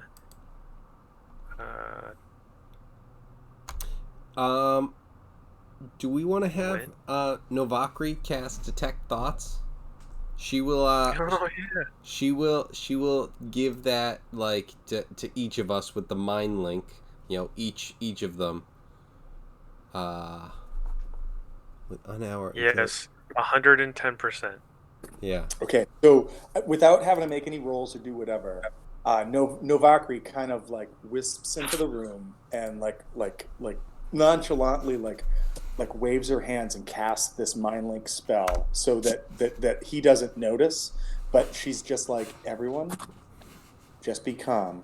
We're about to hear what this guy's thinking, and all of a sudden your minds are flooded with thoughts. The main ones are the following top 3, because these are the surface thoughts, and I could just scream them all together, but it's just going to be a nightmare for listening purposes. The first and one is I'm a little teapot. The top 3 thoughts are: 1, Zardoc will murder all of you. The second is, I'm about to break out of this glass jar and kill one of these motherfuckers. And the third thought is, we must make sure that we've secured the... Oh, motherfucker. I can't remember this word. I can never remember this word. I'm just going to say it. We must secure the crystals that are here in East Haven so that Zardoc's magnificence can remain. And with that, he like starts to expand and comes out of it. He like kind of like throws his hand back to try to jump out of the box that he's in. And as he starts to do that, I want everybody who's right next to it. So I'm going to say Rothgar, Ziada, and Loki. Roll initiative. I'm going to clear. I'm going to give everybody.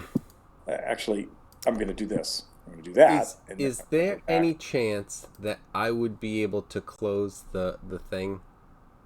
So what I'm saying is that like if your initiative is higher than his right now, you can do whatever you want. Why can I not find the turn order? Is this the turn? Yep. Okay, so I have a quick question. How do I clear the turn order? Sorry. So you can. There's a clear all. I think there's a setting thing like a gear. I think it's the. Remove all turns. I got it. Okay. Yep. Yeah. I'll always make sure to do that. All right. And then I'm going to do this, and then I'm going to get rid of that, and then I'm going to say turn order. All right, so we'll... Hey, everybody, we've been playing this game for a while. I still don't know how shit works. Whee! All right. So if you... so you know what? Everybody just, like, if you roll, I'm just going to say, like, I'm just going to give this guy one chance. I need to look up his fucking initiative. What is it? What was it? Xandar will kill all. Zardarok, and I think you guys may have heard that Zadaruk or Zadarok. You may have heard that name by the guys that attacked you in your sleep as well. I was gonna say it's probably a Black Bishop or something. Well, something related. I'll tell you what. The Drugar that attacked us in the tent said it. Oh, was so it? Keep that thought in mind. All right. Did anybody roll above a 16? Sorry, what are we rolling? Initiative. Roll initiative. Hrothgar. Hrothgar. Everybody roll initiative. 21. Oh, you motherfucker. Hrothgar's on top of this. Right. You think you're going somewhere? Holy shit! I rolled a 2 and a 2. Hrothgar is gonna. Wait, before we say anything, earlier tonight, somebody labeled, it may have been Kevin, labeled Hrothgar as a fucking Jedi. I'm starting to think that that's becoming a reality with another 20 at this point. Yeah, that's why he's called Master of the butt strike. He is on the council and granted the rank of master of the butt Well, strike. what's funny is if you call him the butt strike master and turn that into an acronym, that's BSM, and that just brings some more questions to the table. But hey, as long as he's got a safe word, and it's two consenting adults he of never any tells races. the team, though. He never tells the team. Anyways, so all of a sudden the glass vial like breaks, and as it breaks, he starts. He's grabbed by the Dirk throat. starts to expand back into like sort of like medium humanoid form. He like not pole vaults. He like. God damn it! I can't think of the word when you put your hand down, you vault over something. He vaults over the edge of the chest before he can get hit by the dagger like scenario. And as he does that, Rothgar, you get to go first. You see this. What do you do? Well, I'm assuming that we're just killing him. He moved, I kill. Dude, Yeah, do whatever you fine. want. I mean, you want to hug him? You want to kiss him? Maybe you Get want to him. butt strike him? Whatever you want to do. Okay, first strike. Oh, Jesus. Jesus Christ. Even if he had gone, even if his AC was the same. So yeah, you come in and you just like, and he just drops. Like this was his last ditch effort to like get away. You come in, you drop him, and he's. I know that this goes against some of the shit, and like if we wanted to argue about it, you'd probably try to bring him back or whatever. I would like to say, if you're comfortable with it, that this just kills him. Is everybody okay with that? Yeah. Okay. Sure. All right.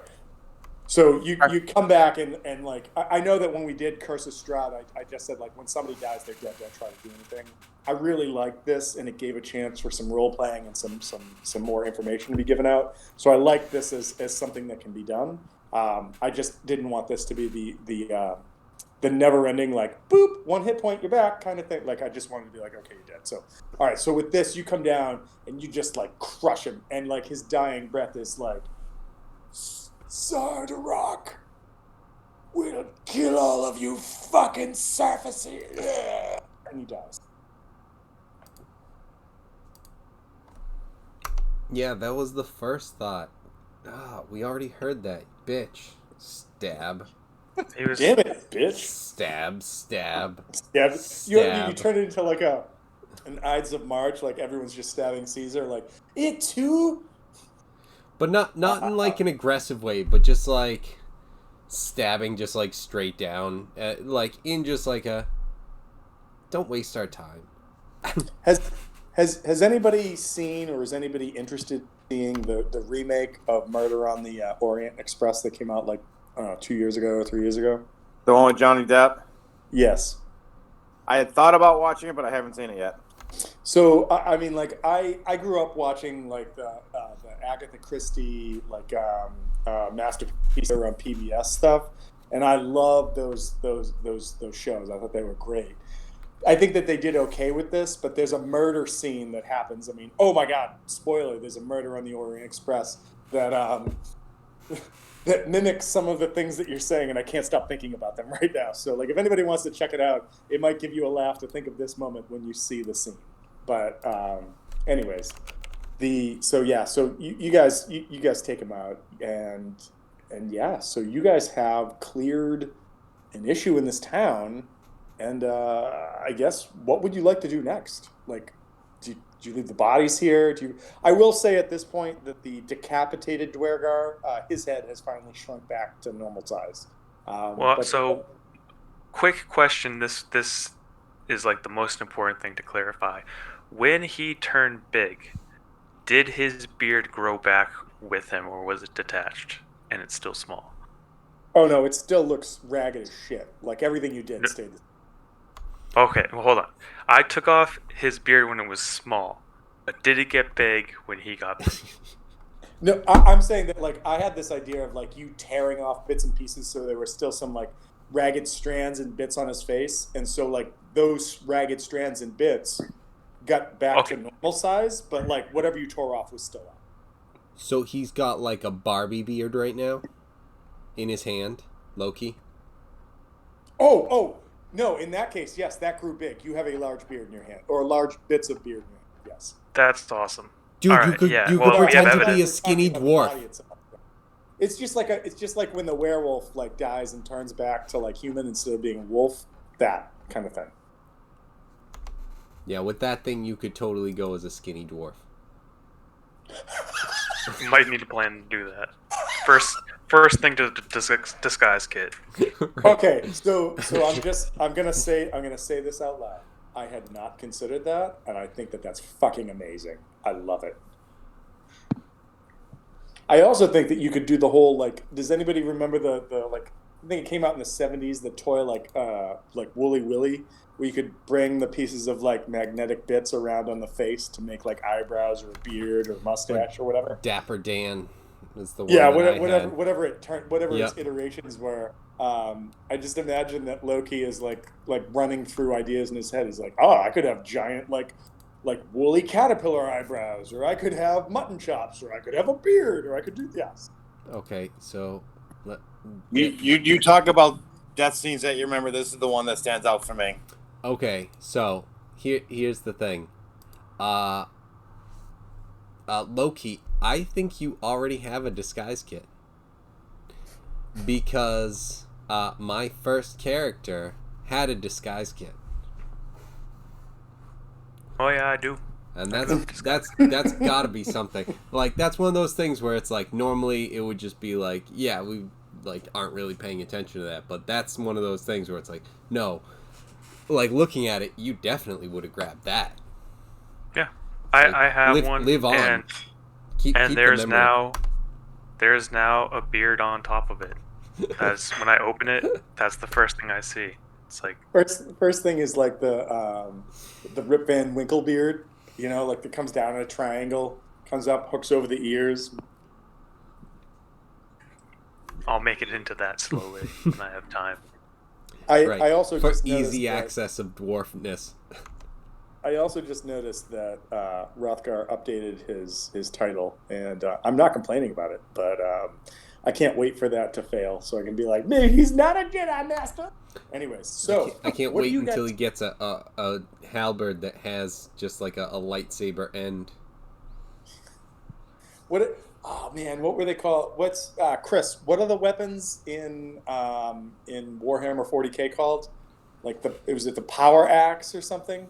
Like there's the chain sword, but what were the weapons? Yeah, you get chain swords, power axes, power swords, power Yeah, fists. so you're looking for a power axe basically next.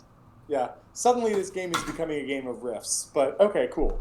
But you're in East Haven right now. What do you guys want to do? Do you want to go back to the East Haven map? What do you guys Yes. want to see? All right. I want to go let's back to East Haven in general. Yeah, I think I don't remember the other thing that Captain Arlagath gave us. Close enough. Yes. She said, just as a reminder, that you guys. Oh, just quick reminder too. So you guys are currently right here at the end of the Right. the pier for the East Haven ferry. Right here. Oh, we were going to the is- bars and stuff, right? Yeah, no. So this is Sorry. the White Lady Inn, which is where your lodgings have been secured for the night. This is the Wet Trout that you were headed towards, which is like the local like pub that goes to. This is the town hall / like barracks, right there.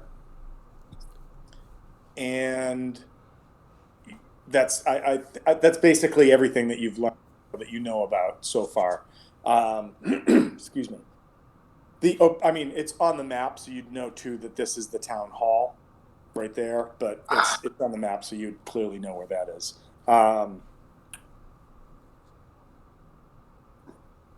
What was the? Oh, I'm sorry. The other quest was that fishermen had gone missing, and she had asked you to figure out what had happened with them, or to potentially recover the bodies, and that it required going out on the lake, which might require a boat as well, depending on where you go, because as established, like right here, all of this is like ice, right? Like all of this is ice. But if you get out a little bit further, the ice hasn't frozen the lake totally shut because the lake's so deep and there's heat that comes up from it. And fishermen will drag their boats out, hop in, and then try to like fish along the far shore where there's like this sort of natural warm current. And unfortunately, several fishermen have gone missing. She was hoping that that you might be able to provide some aid with that. She said that she would additionally provide other items of interest from this recently deceased criminal wizard as well, if you want. I think it's worth doing. Yeah, I think while we're here, we can take a look. We're not really. My only thing before this was just if we were trying to get Dearth to anyone, but where that's no longer an issue or anything like that, we're good. I think we try and look for any evidence of the lost fisherman. Okay, so I'm going to say that at this point, you guys are probably pushing like 7:30, 8 o'clock at night. Like, well, actually, it's probably more like 6:45, 7 o'clock at night. If you guys want to try to secure like a boat that you can push out and go do that right now, you can do that. If you guys want to rest, because you remember you traveled quite a distance to get here, took most of the day, then you followed tracks, then you went and you battled. Actually, no, I could say it's probably about 7:30, 8 o'clock right now. You took care of this business at the ferry with these Dwergar. Do you want to go and try to talk to the locals? Do you want to try and find the captain right now? Do you want to just go back to your lodgings and be like, we'll deal with this shit in the morning. Let's get a full night's rest so that we're ready and recouped. I think for the most part, we should head back and get ready for the night. But we should, if not everybody, but at least one or two, go and try and find the captain and report in the Drugar, where to find them. That one issue is taken care of. We'll in the morning we'll head out and address the missing fishermen. Now, I may be wrong. I may be thinking of a different time. This is not the place that has 5 bars, is it? No, it's not. There's actually 2 places that are like that. One is Bryn Shander, but the only one that's like has any sort of like reputableness to it is the one that you stay at, the North Look. Right. And then another is in a town that you have not yet traveled to. There was one that we went to that had like a cluster of bars. Yeah.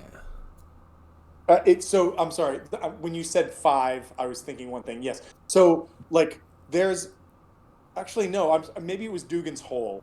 I may be wrong. When you have 10 towns, Yeah, there's 10 of them. I think it was Dugan's Hole that had the several pubs that were all around each other, and they were all competing with each other because they were all like the same family that showed up and set up bars, kind of thing. Yep. But you guys are not in Dugan's Hole. So in East Haven, you can grab a drink, but usually it's not like you don't really have any selection, and it's pretty not great at the White Lady Inn. But the White Lady Inn will give you a good meal and a place to sleep. And then the Wet Trout is like the clatter of East Haven, right? Like everybody at some point eventually winds up at the clatter kind of thing. So I think, because I think we were planning on checking out the bar originally before we ended up getting kind of not exactly sidetracked by the footprints and everything, but a little bit sidetracked. And I'm just trying to remember exactly what we were doing, because I thought we were going to like that place, like you were just saying, like the clatter of East Haven. I think that if I remember correctly, the plan was after you talked with the sheriff. Sorry, my brain's not working. Yep. She had said, "Here's everything we know. We know that there's these break-ins. We know that we can't find anything, and that like the houses are like ransacked, but nothing happens." Also, what did you guys do with like the 20 to 30 ration packs that you guys found? Did you leave them? Did you take them? Like, what's the plan with that? Oh, you don't have to answer yet. I'm just putting that out there. Taken. Yeah, definitely taken. Regardless, you even left if them, I pile them in my bag, we're good. Yeah. So 30 rations. Basically, she was like, so there's that, and then there's these fishermen that have gone missing. She's like, I don't have the capacity to deal with this. If you want more information, probably the best place to go and try to get info about this is if you go to the wet trout, because if you go to the wet trout, that's where everybody hangs out, right? Like, it's like if you walk in and you're like, hey, what, blah blah blah, somebody's going to talk to you, whether it's the guy that's hammered, whether it's like the hapless person that's like, oh, I've been there once, I'll say this, like whatever it is, you'll get some information. That's where you should go. And you guys had started to work your way through the town and lift the DM screen. There were several points along the way where you might have noticed these Dwergar tracks that were just outside of the normal, and you happened to see the very last opportunity you had. If you hadn't noticed them, you would have gone to the wet trout. This would have been a different scenario entirely. But you noticed them, and that's what got you there. Right. Because Mike was the one who had said that, or Novakri was the one who had said to try that. So, yeah. And I think where we were trying to figure out the break-ins at that point, but we, did. So, yeah, I think it's the Captain Arlagath, and probably sleep and try and figure out the fisherman stuff tomorrow, unless there's anything, if we still wanted to go there and try and figure out the fisherman stuff, if anyone thinks that might be a good call. All right. So, I mean, you guys can do whatever you want, but are you thinking about doing this in sort of like I'm going to say divide the party, but I'm going to say also as the DM, not in a sense of like, let's make sure the DM murders the party. Like, you have dealt with a threat in this town. Done. Actually, you dealt with this in 2 different battles, but you have dealt with it handily. You got some information out of it. Do some people want to go try to talk to the wet trout? Some people want to go check in the lodging. Like, how do you guys want to handle this? So you just want to move as a group? What do you want to do? Yeah, I think I don't know. I think we can have some people go report to the captain. We've got some Dwagar heads that we could bring. We could bring the whole body if we wanted, just to let the captain know exactly what was going on. I don't know if we have exactly the split that we're thinking. Who wants to report? You guys tell me what you want to do. Right. All right. Who would be talking to the people? I think Novakri definitely talks to the people.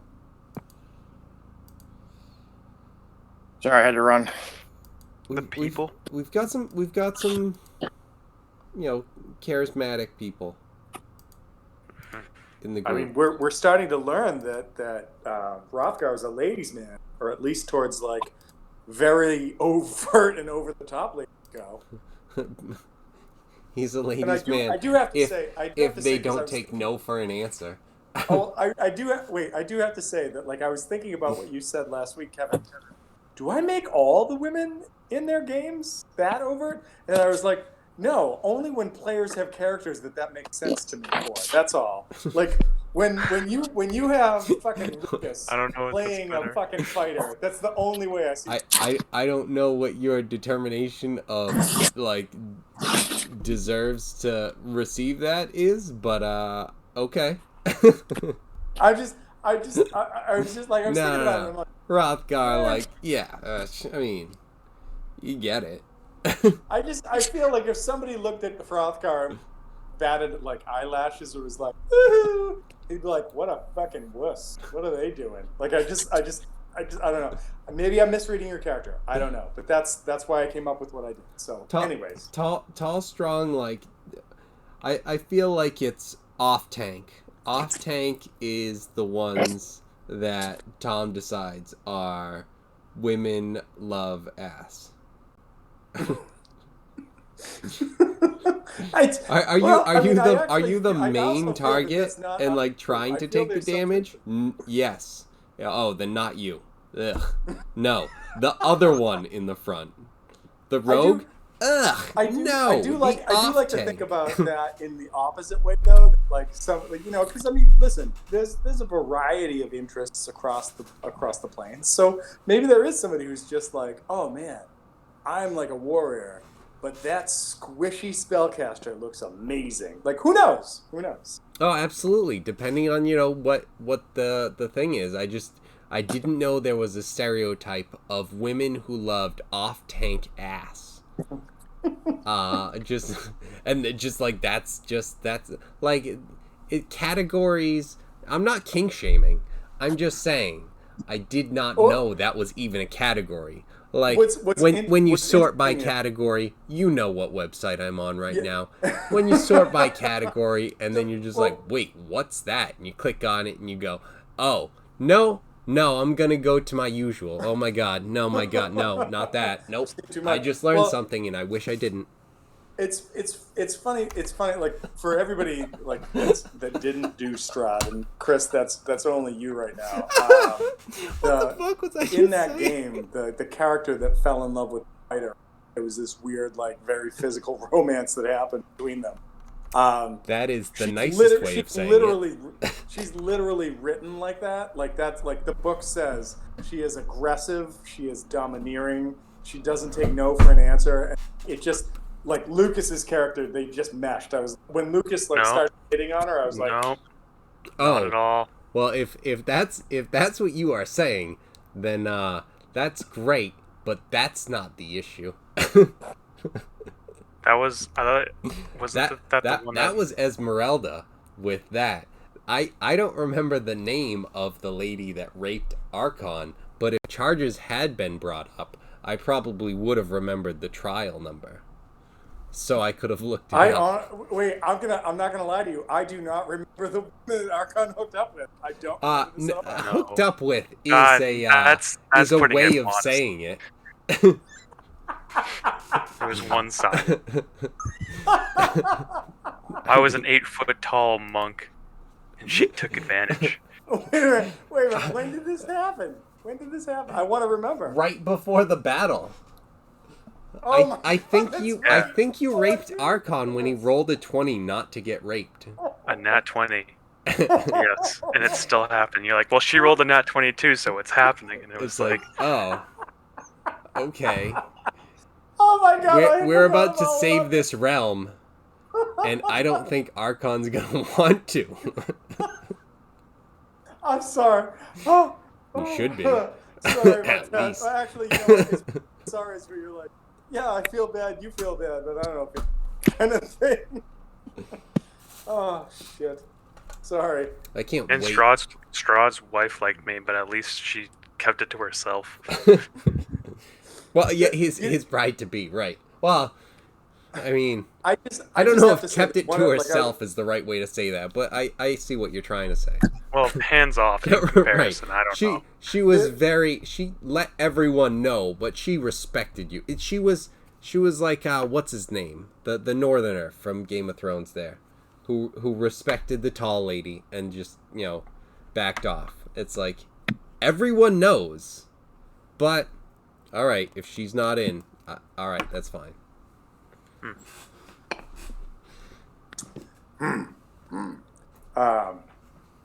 So yeah. Oh, it sounds I like you have a I- history of traumatizing your players. Well, I mean, I feel that's one of the things we. But anyways, and yes, I did just That's say a we, yes. as if there's multiple people here on the side of the, because multiple personalities.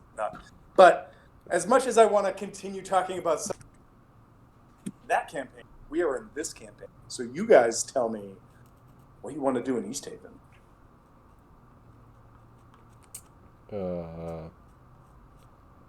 Basically, like who's going where? Like it made sense to me that Novakri would go to the Web Trout as a more charismatic person. Just tell me where to go, and like again, I'm going to tell you right. There are no encounters set up, unless somebody's like, let's start a brawl here or whatever. I There's will no also encounter say, set up, but we could make them happen. no, that's what I mean. You can do whatever you want. But the other thing that I make sure that you guys remember was one of the top 3 thoughts on Dirth's mind before he died was, yeah, that crystal shit. Make sure the crystals are secured. Yeah, I was gonna actually ask you about that. If we found any crystals on the boat. You found no crystals on the boat. The crystals that he was speaking about, because I couldn't find the word.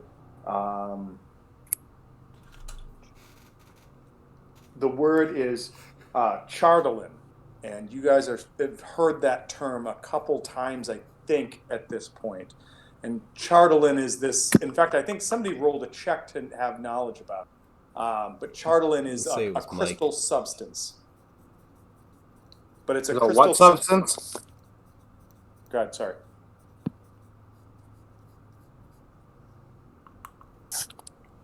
No, I think he was just asking what kind of substance it was. Yeah, so it's a crystal, right? Like by substance, it sounds like powder or dust. It's a crystal, but chardolin is a crystal that is capable of absorbing magics and alignments, in the sense that like chardolin could absorb good or evil, and whatever is absorbed into that crystal will affect anyone who touches it or spends time around it. And for whatever reason, because Dearth didn't give more information, it sounds like they were trying to collect chardolin maybe in all of 10 towns, maybe just in Haven, but there was something specific that his dying thought was, ensure we collect the crystal here, and here sounds like in East Haven.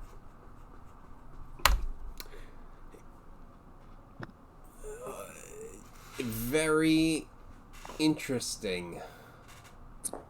I think whoever is going over to see the sheriff to let them know about the Drugar should mention that's what they're looking for if she knows anything about it. You guys, I'm not going to make you make checks on this. I'm just going to tell you this at this point. Chardolin is something that's known, but its effects and its like properties, maybe not so much. Like crystals are something that are always a commodity. It's kind of like if you were a dwarf digging in the ground and you found mithril, gold, or silver, you're going to get money for it. Crystals are very much the same thing, but chardolin specifically has these weird sort of potent residual effects to it that, like, if you were to find a bit of good chardolin, it would have some really positive effects for you, did something. But if you found some that were like negatively charged or like had been contaminated by evil, it would have some bad effects. And Kevin, as you're learning this as discoveries, give me a wisdom. Yeah, give me a wisdom roll about that, a wisdom save. Well, if you have knowledge with something wisdom or just wisdom, do that. Whatever's best for you.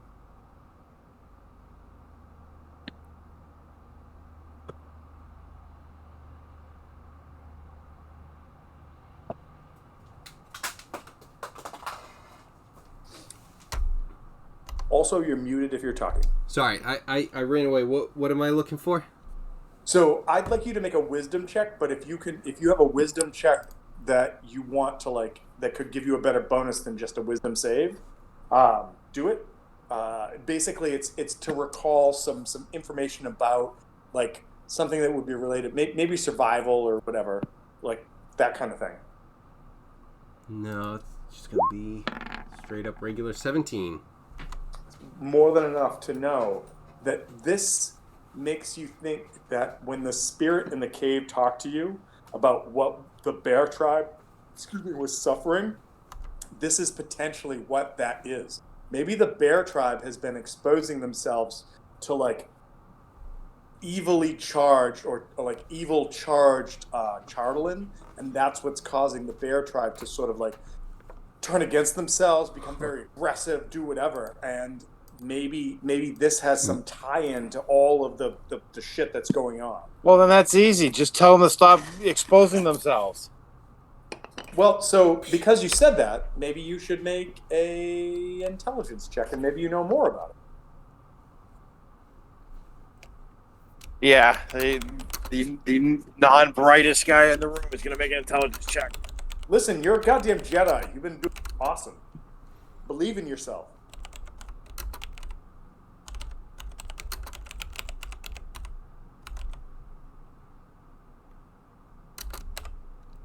We all wait with bated breath. God damn it, Rothgar, you are amazing.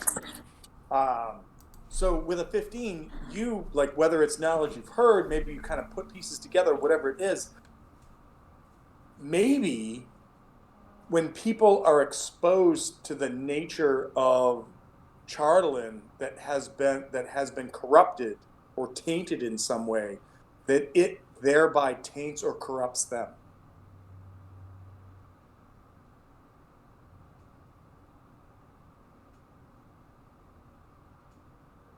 Now, how this ties into what the Dwergar are trying to do with this, that's still maybe a little bit beyond what anybody knows at this point. But these are things that you now have, as a group, come to sort of recognize and know, is that there is this substance, the Dwergar are trying to collect it. The Dwergar clearly are trying to amass a force with an army of some point to wipe out 10 towns. Because, just because 10 towns is under the blight of a goddess, why not throw another shit show in there for them? It actually sounds like that they're trying to use the Charlatan to get them to turn on themselves and make the cleanup easier. Maybe. Or maybe there's another purpose. You don't know. Or maybe there's no other purpose. You don't know. But what you do know is the Dwergar are trying to collect Charlatan, wherever it is. You also know, or Ziada knows with the sort of reference that's gone through all of it, is that it sounds like the sort of the tribulations that the bear tribe has been going through, that spirit spoke to you about, that wanted to rectify it in some way, may be directly being caused by Charlatan in some way.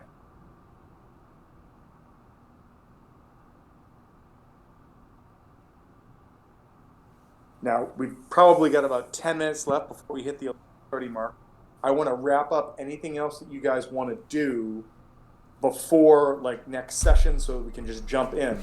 So is there anything else? And so people are going to go to the wet trout. People are going to go to the try to find the captain. Just tell me who's doing that, and I'll give a quick rundown of some stuff. I'm going to go try and find the captain and let her know where we found the Drew Guard and what was going on with that, and that once we get bed down for the night and get some rest, we'll head out in the morning to try to find the missing fisherman. Okay. Is anybody going with Rothgar to do this? Yeah, let's have Novakri. She was going with the people. So definitely not Novakri. Alright, with +3, you've got +4 with your charisma. So, alright. I guess I'll have the 2 tanks. They'll go together. Ziada's going. The 2 tanks head off to the to try to find the captain of the guard. Fair enough. And then the rogue and the sorceress head off to try to get some information from the wet trout. I'm going to go with the 2 tanks first. You guys make it to the barracks. You come in. You kind of come up to the front desk kind of thing. The watch captain's there, and the watch captain's kind of like, who are you? What do you want? Blah, blah, blah. You guys explain. He's like, oh, I heard you were in town. And then he kind of looks up at me and he's like, oh, my God, I forgot. You guys are amazing. Thank you so much for everything you've been doing. Really wish you could have come to East Haven sooner, but, what are you doing? And you guys give him the information. He comes back and the captain's gone home. She like this is like her rest period, but she's here at like 6 a.m. If you want to leave a note, we like whatever you want to leave, I'll make sure that she gets, or like you can come back right then. Like I don't know what your schedules are, but like thank you so much for all your help. Is basically like incredibly helpful and wants to do whatever he can to make sure you get what you need. Is there anything else you want to say, do, interact, or is that kosher and you're done? Kosher with me. Yeah, I think the note's just going to be more of a, like, your invisible break-in problem has been solved. We'll provide details in the morning. You just leave a decapitated head on his desk, and you're like, here! All right, so... she'll figure it out. She'll like, get this. She'll know. Like, yeah, I mean, it's pretty, clear. All right, so you guys do that. He's like, absolutely, takes a note. Maybe he like puts the head in a body bag or something. Who knows? But okay, we cut over to the Wet Trout. It's a lively place. There's sort of like there's several fires going. People are trying to again.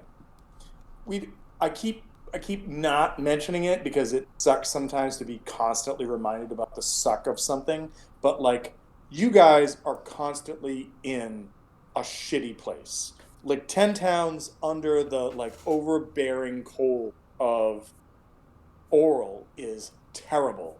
And whenever there's a source of warmth, people just flock to it to try to like remember the good times. It's like when all of a sudden everything shut down during. I just remember like going to a bar and talking to strangers or this. It's just like I remember being able to be home and be warm in my fucking house, and now I'm never goddamn warm. And so there's like these clasps of people around the fireplaces. There's some people who are mingling and doing whatever, and you guys come in. And as you come in, again, this is for Novakri and for Loki. You guys come in and it, like the door opens and everybody turns. Shut the goddamn door before the cold comes in. But as the door closes and they see you guys, like there are people who recognize who you are, and they lighten up and they're like, oh. And as you start to sort of move through the crowd, people are like, it's the fucking Heroes of 10 down there here. Well, I mean, some of them, but yeah, this is cool, man, yeah. And so like drinks are in the house, like whatever you want. What do you guys want to try to accomplish while you're here?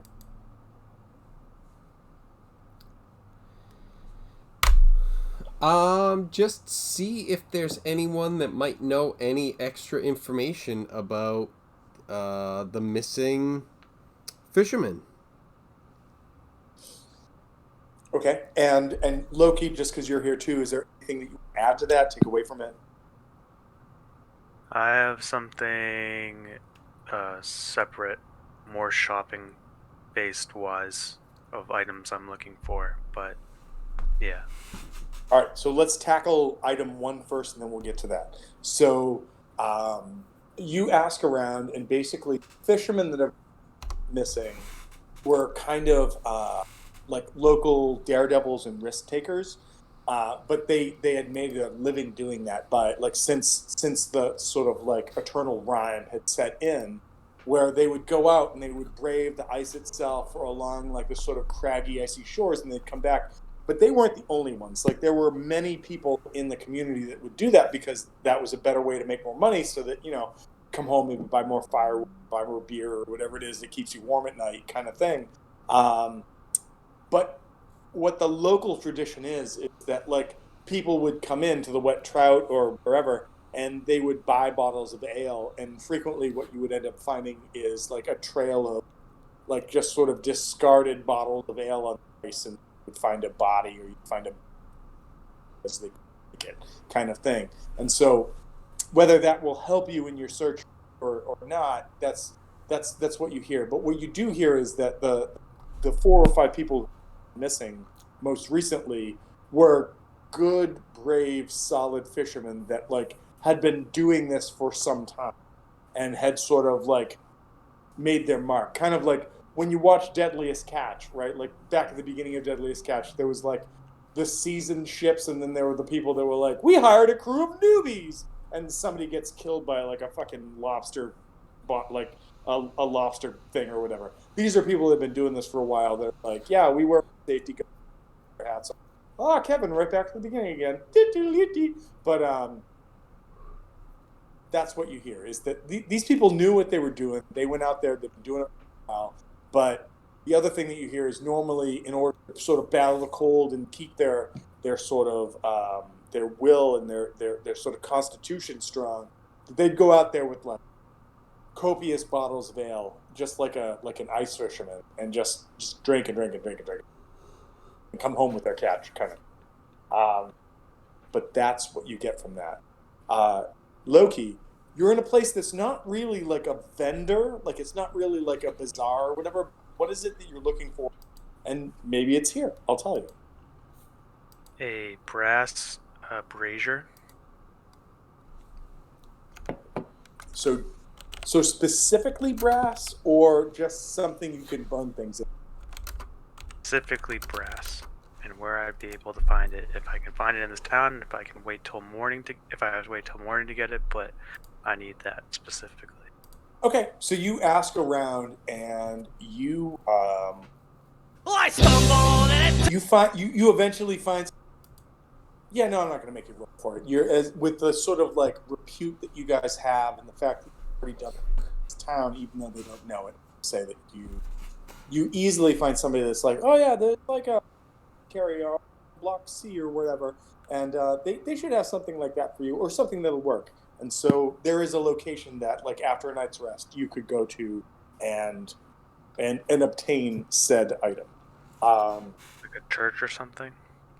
No, it's more of like an apothecary. So somebody that carries like herbs and like herbal remedies and stuff like that, but also has things that you would use to do like, you know, like a smudge burning, or like a like they would have vessels that you could like cast fire or do something kind of. Does that make sense? Mm-hmm. Okay, cool. And as you kind of rectify that, Novakri has finished gathering information. Excuse me. Hold on for 1 second. I have to deal with one thing. Hiccups.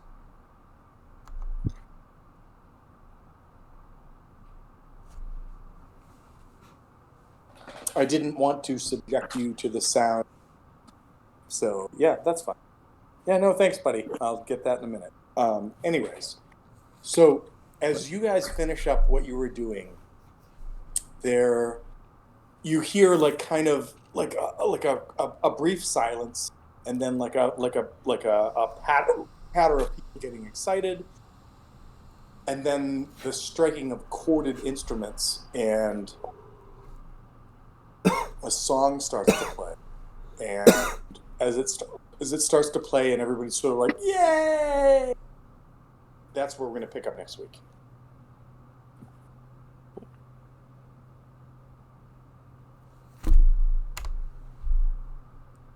All right, sounds like a plan to me. Right? Sounds good. Cool. Thank you. Thank you you for running, Tom. Yeah. Mm-hmm. Good session, guys. Yeah? Indeed. So I have one question before everybody leaves. So the hit that you had that went against you, Ziala, like, how bad was that hit? 25%. All right. Oh, okay. All right. Cool. So, like, max damage would not have killed you, right? No, like, so it's funny because, like, specifically tonight, having control of Novakri and then, like, just going over there, and she wasn't in any danger at any point, so I wasn't paying attention to her HP. But then I glanced up and I'm like, oh wow, I'm at 40, she's at 26. And it's like, okay. I remember being a bard, right? Holy shit. So yeah, it's like, yeah, even when it did hit me, it was like, yeah, I've got some chunk to myself. I'm surprised it didn't. It just, when it hit and you had made that comment, Like, I don't like this at all. Like, it just, like, all of a sudden I'm like, I feel that this encounter is actually really in you guys' favor right now. So, like, if you are going to get wiped out from one of those, I got to go back and rethink all this shit, so. There was the one strike, and then it was just like, and he gets one attack, and it's like, oh, okay, that's not that bad then. I thought, like, a couple of strikes, he's got advantage. He's coming in with this one and another one, and it's like, that's 10. Here's another 10. It's like, ah. Yeah, no. Okay. So I think that. But no, it ended up agree. being just, Well, I think that if you had not given the disadvantage to Dearth, the Mind Master, and he had come in with his first strike, because the Mind Master gets the ability to either do like multiple attacks or a multiple attack, and then that sort of like intelligence, like saving throw kind of thing. If he had hit you with that first one, it may have been a very different game at that point, because there was a lot of shit that went into that hit. But you came in, you did your thing. Like, I was really hopeful. Like, when I was reading about the Dwergar, specifically the Mind Master, before the fight, I was just like, oh my god, I don't even think Ziada's shit's going to affect him. And then that's why I was like, wait a minute, is this a spell? Is it? Yeah, Is it? like, the two fear effects that I have on her are both just like, just actions. Like, one's the channel divinity, and one is just like a racial thing or something. And it's like, yeah, it's weird. I don't know. I think it's awesome. They are. Like, when I was just like, wait a minute, are these charm effects, right? Like, are these, because that's why I was like, I want to be specific about this, because otherwise you're walking into a fight that you're like, let me use this ability, it affects nobody in this room, kind of thing. Because that's always the worst thing to have happen, when you're like, let me do the thing, like, we're gonna power up. And well, the good thing about the wings is that it does do the frightening, but it also gives, for like a minute, I get 4 necrotic, 4 extra necrotic damage. Oh, it's actually, I'm reading it, and it's like once on your turn. I was like, I thought it was gonna be each time, but it's like, no, it's just once. So still not bad, but just the one. Yeah, no, for sure. It was one of those things where I was just like, when I was prepping for tonight's game, because I had like an hour before I go drive and get Tarn and then bring her back and do whatever, I just was like, oh shit, these guys have like crazy resistance to lots of stuff, spells, whatever. And I just went, maybe Ziada's not even going to have an effect. That's why I wanted to make sure that we specified. And then TJ cleared it up. So yeah, and with this, it's like, with these things, there could always be a time where I go in, you just roll, and like nothing is afraid, and it's like, fuck. Roll poorly. Roll there was than one that. Point, I think tonight that you had as like just bullshitting, was like, yeah, that could have been better or whatever, and I didn't see what the roll was yet, and I'm like, oh, sweet, nothing, and then I like looked. Yeah, but it's so it's just something where it's like, at least there's a little bit of a backup where it like has extra damage with that thing. So it's like there's at least that. The regular channel divinity, it's just straight up fear. So it's like that one I have to have people fail. So start getting those ones ready. But good deal. We'll see you guys next week. Yeah, I know. I just looked at my phone and realized I was saying shit and nobody was hearing it. I just want to also stress that one thing that you also know, that all of you know from like rumors and whatnot, is that the wizard that was sacrificed was a member of the Arcane Brotherhood. And the Arcane Brotherhood is another one of these like major factions in the world that you live in and that you interact with. So that like when the sheriff is like, he left some stuff behind and I'm willing to give you some stuff as favors. It's not like, yeah, here's like a tinder twig of like everlasting light. Like there's some serious shit that you can get on. I just want to make sure. So the guy who like was just sacrificed for the cold stuff that they do each month, right? Yes, yeah. So okay, so the guy that was sacrificed was he's got some access to some shit, is what she's saying. Exactly. Like it's not like I'm going to give you an item that's worth 5 gold. No, I'm going to give you an item that either has continual use or you could do some serious shit with, kind of thing. Cool deal. Yeah, that's like I think that was something that maybe I didn't sort of make sure was expressed last week when we talked, and so I just want to make you guys know. Like, I know you're like, yeah, let's finish up what we're doing in East Haven and move on, so that we get everything that we can get. It's you're effectively making yourself eligible for some serious stuff that may be very helpful, kind of thing. Oh, very cool. All right. All right. Well, thanks, guys, for playing. Again, I know that we were down 1 player this week, but thanks for Kevin for making sure that we filled in that stuff. And also, I hope you're still having fun. I'm like, there's a part of me that's horrified how powerful you guys are starting to become, but it's also like awesome because I'm like, this is fucking cool. And I can't believe that Rothgar rolled a fucking natural 20 and saw an invisible mouse-sized person. Like that's as cool as the Rock, like the Rock fight with Kevin. I'm sorry, I can't remember your fucking your Bard's character's name, but like that whole thing where like the Rock rolls a 20. Eleanor, remember like Eleanor, like the Rock sees you come to attack.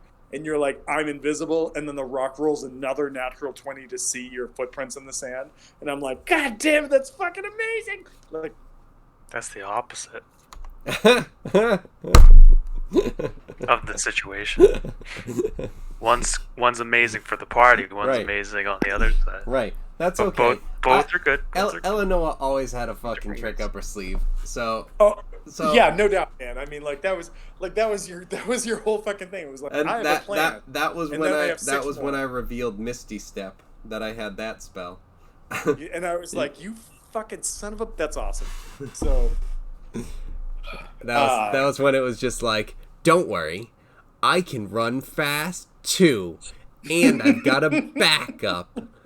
Because Archon just goes, all right, I'm gonna run real fast, and I'm like, I'm gonna run kind of fast. But don't worry, I'll be a little bit behind you, but I'm gonna be invisible, so it's gonna be thinking about you, so you just worry about that. And he just picks everyone up and just runs off. It's like, cool, everything is good. That means I can just go invisible and just get there. And this is not good. Now I have to cast another spell. I hope there's nothing in that fucking cave. So this was while I was at fucking Disney, by the way. I know, man.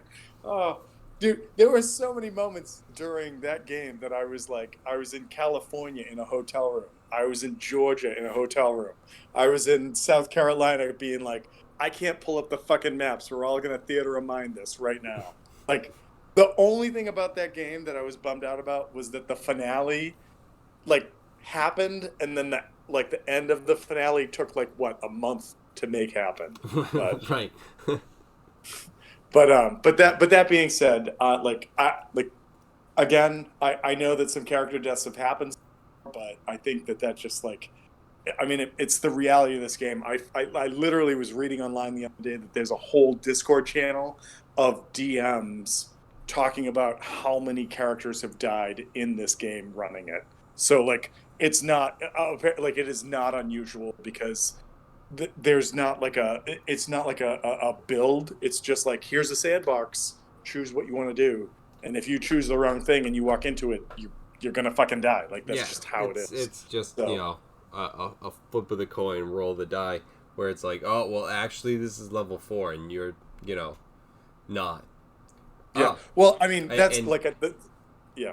The other thing is it's funny because I'm really liking Ziada. I'm playing a different character than I did before with the Bard, so it's like at least I can play Jumbo and start smiting this time because I didn't realize that I should have been smiting. You're like, oh, I hit. Oh yeah, by the way, I can do this. Oh, and by the way, he had such a fucking and, monstrous fucking weapon. Well, you're only listing it he out, could use and like anyway. the first part of me was just like, fucking hey, that's stupid. And then the other part of me was like, I remember when, who was it? Like TJ, was it you that was playing the Paladin in Lucas's game where you're like, yeah, I use this spell slot and do this, and I'm like, no, as a player, this is fucking amazing. Like, do this all the time. The Hexblade Warlock. Yeah. Yeah. It's like, so like as the DM, I'm like, man, my monster, I heard of you guys. But like as also a player who has been part of a team that has that, I'm like, no, do it, make that happen. That's fucking awesome. So, but yeah. Anyways, yeah, I know. Stuff. Yeah, I gotta duck out, guys. So I'll talk to you guys later. All right. Cool deal. Actually, me too. Later, dude. Later, everybody. Thank you. Later, Bye. guys. Later.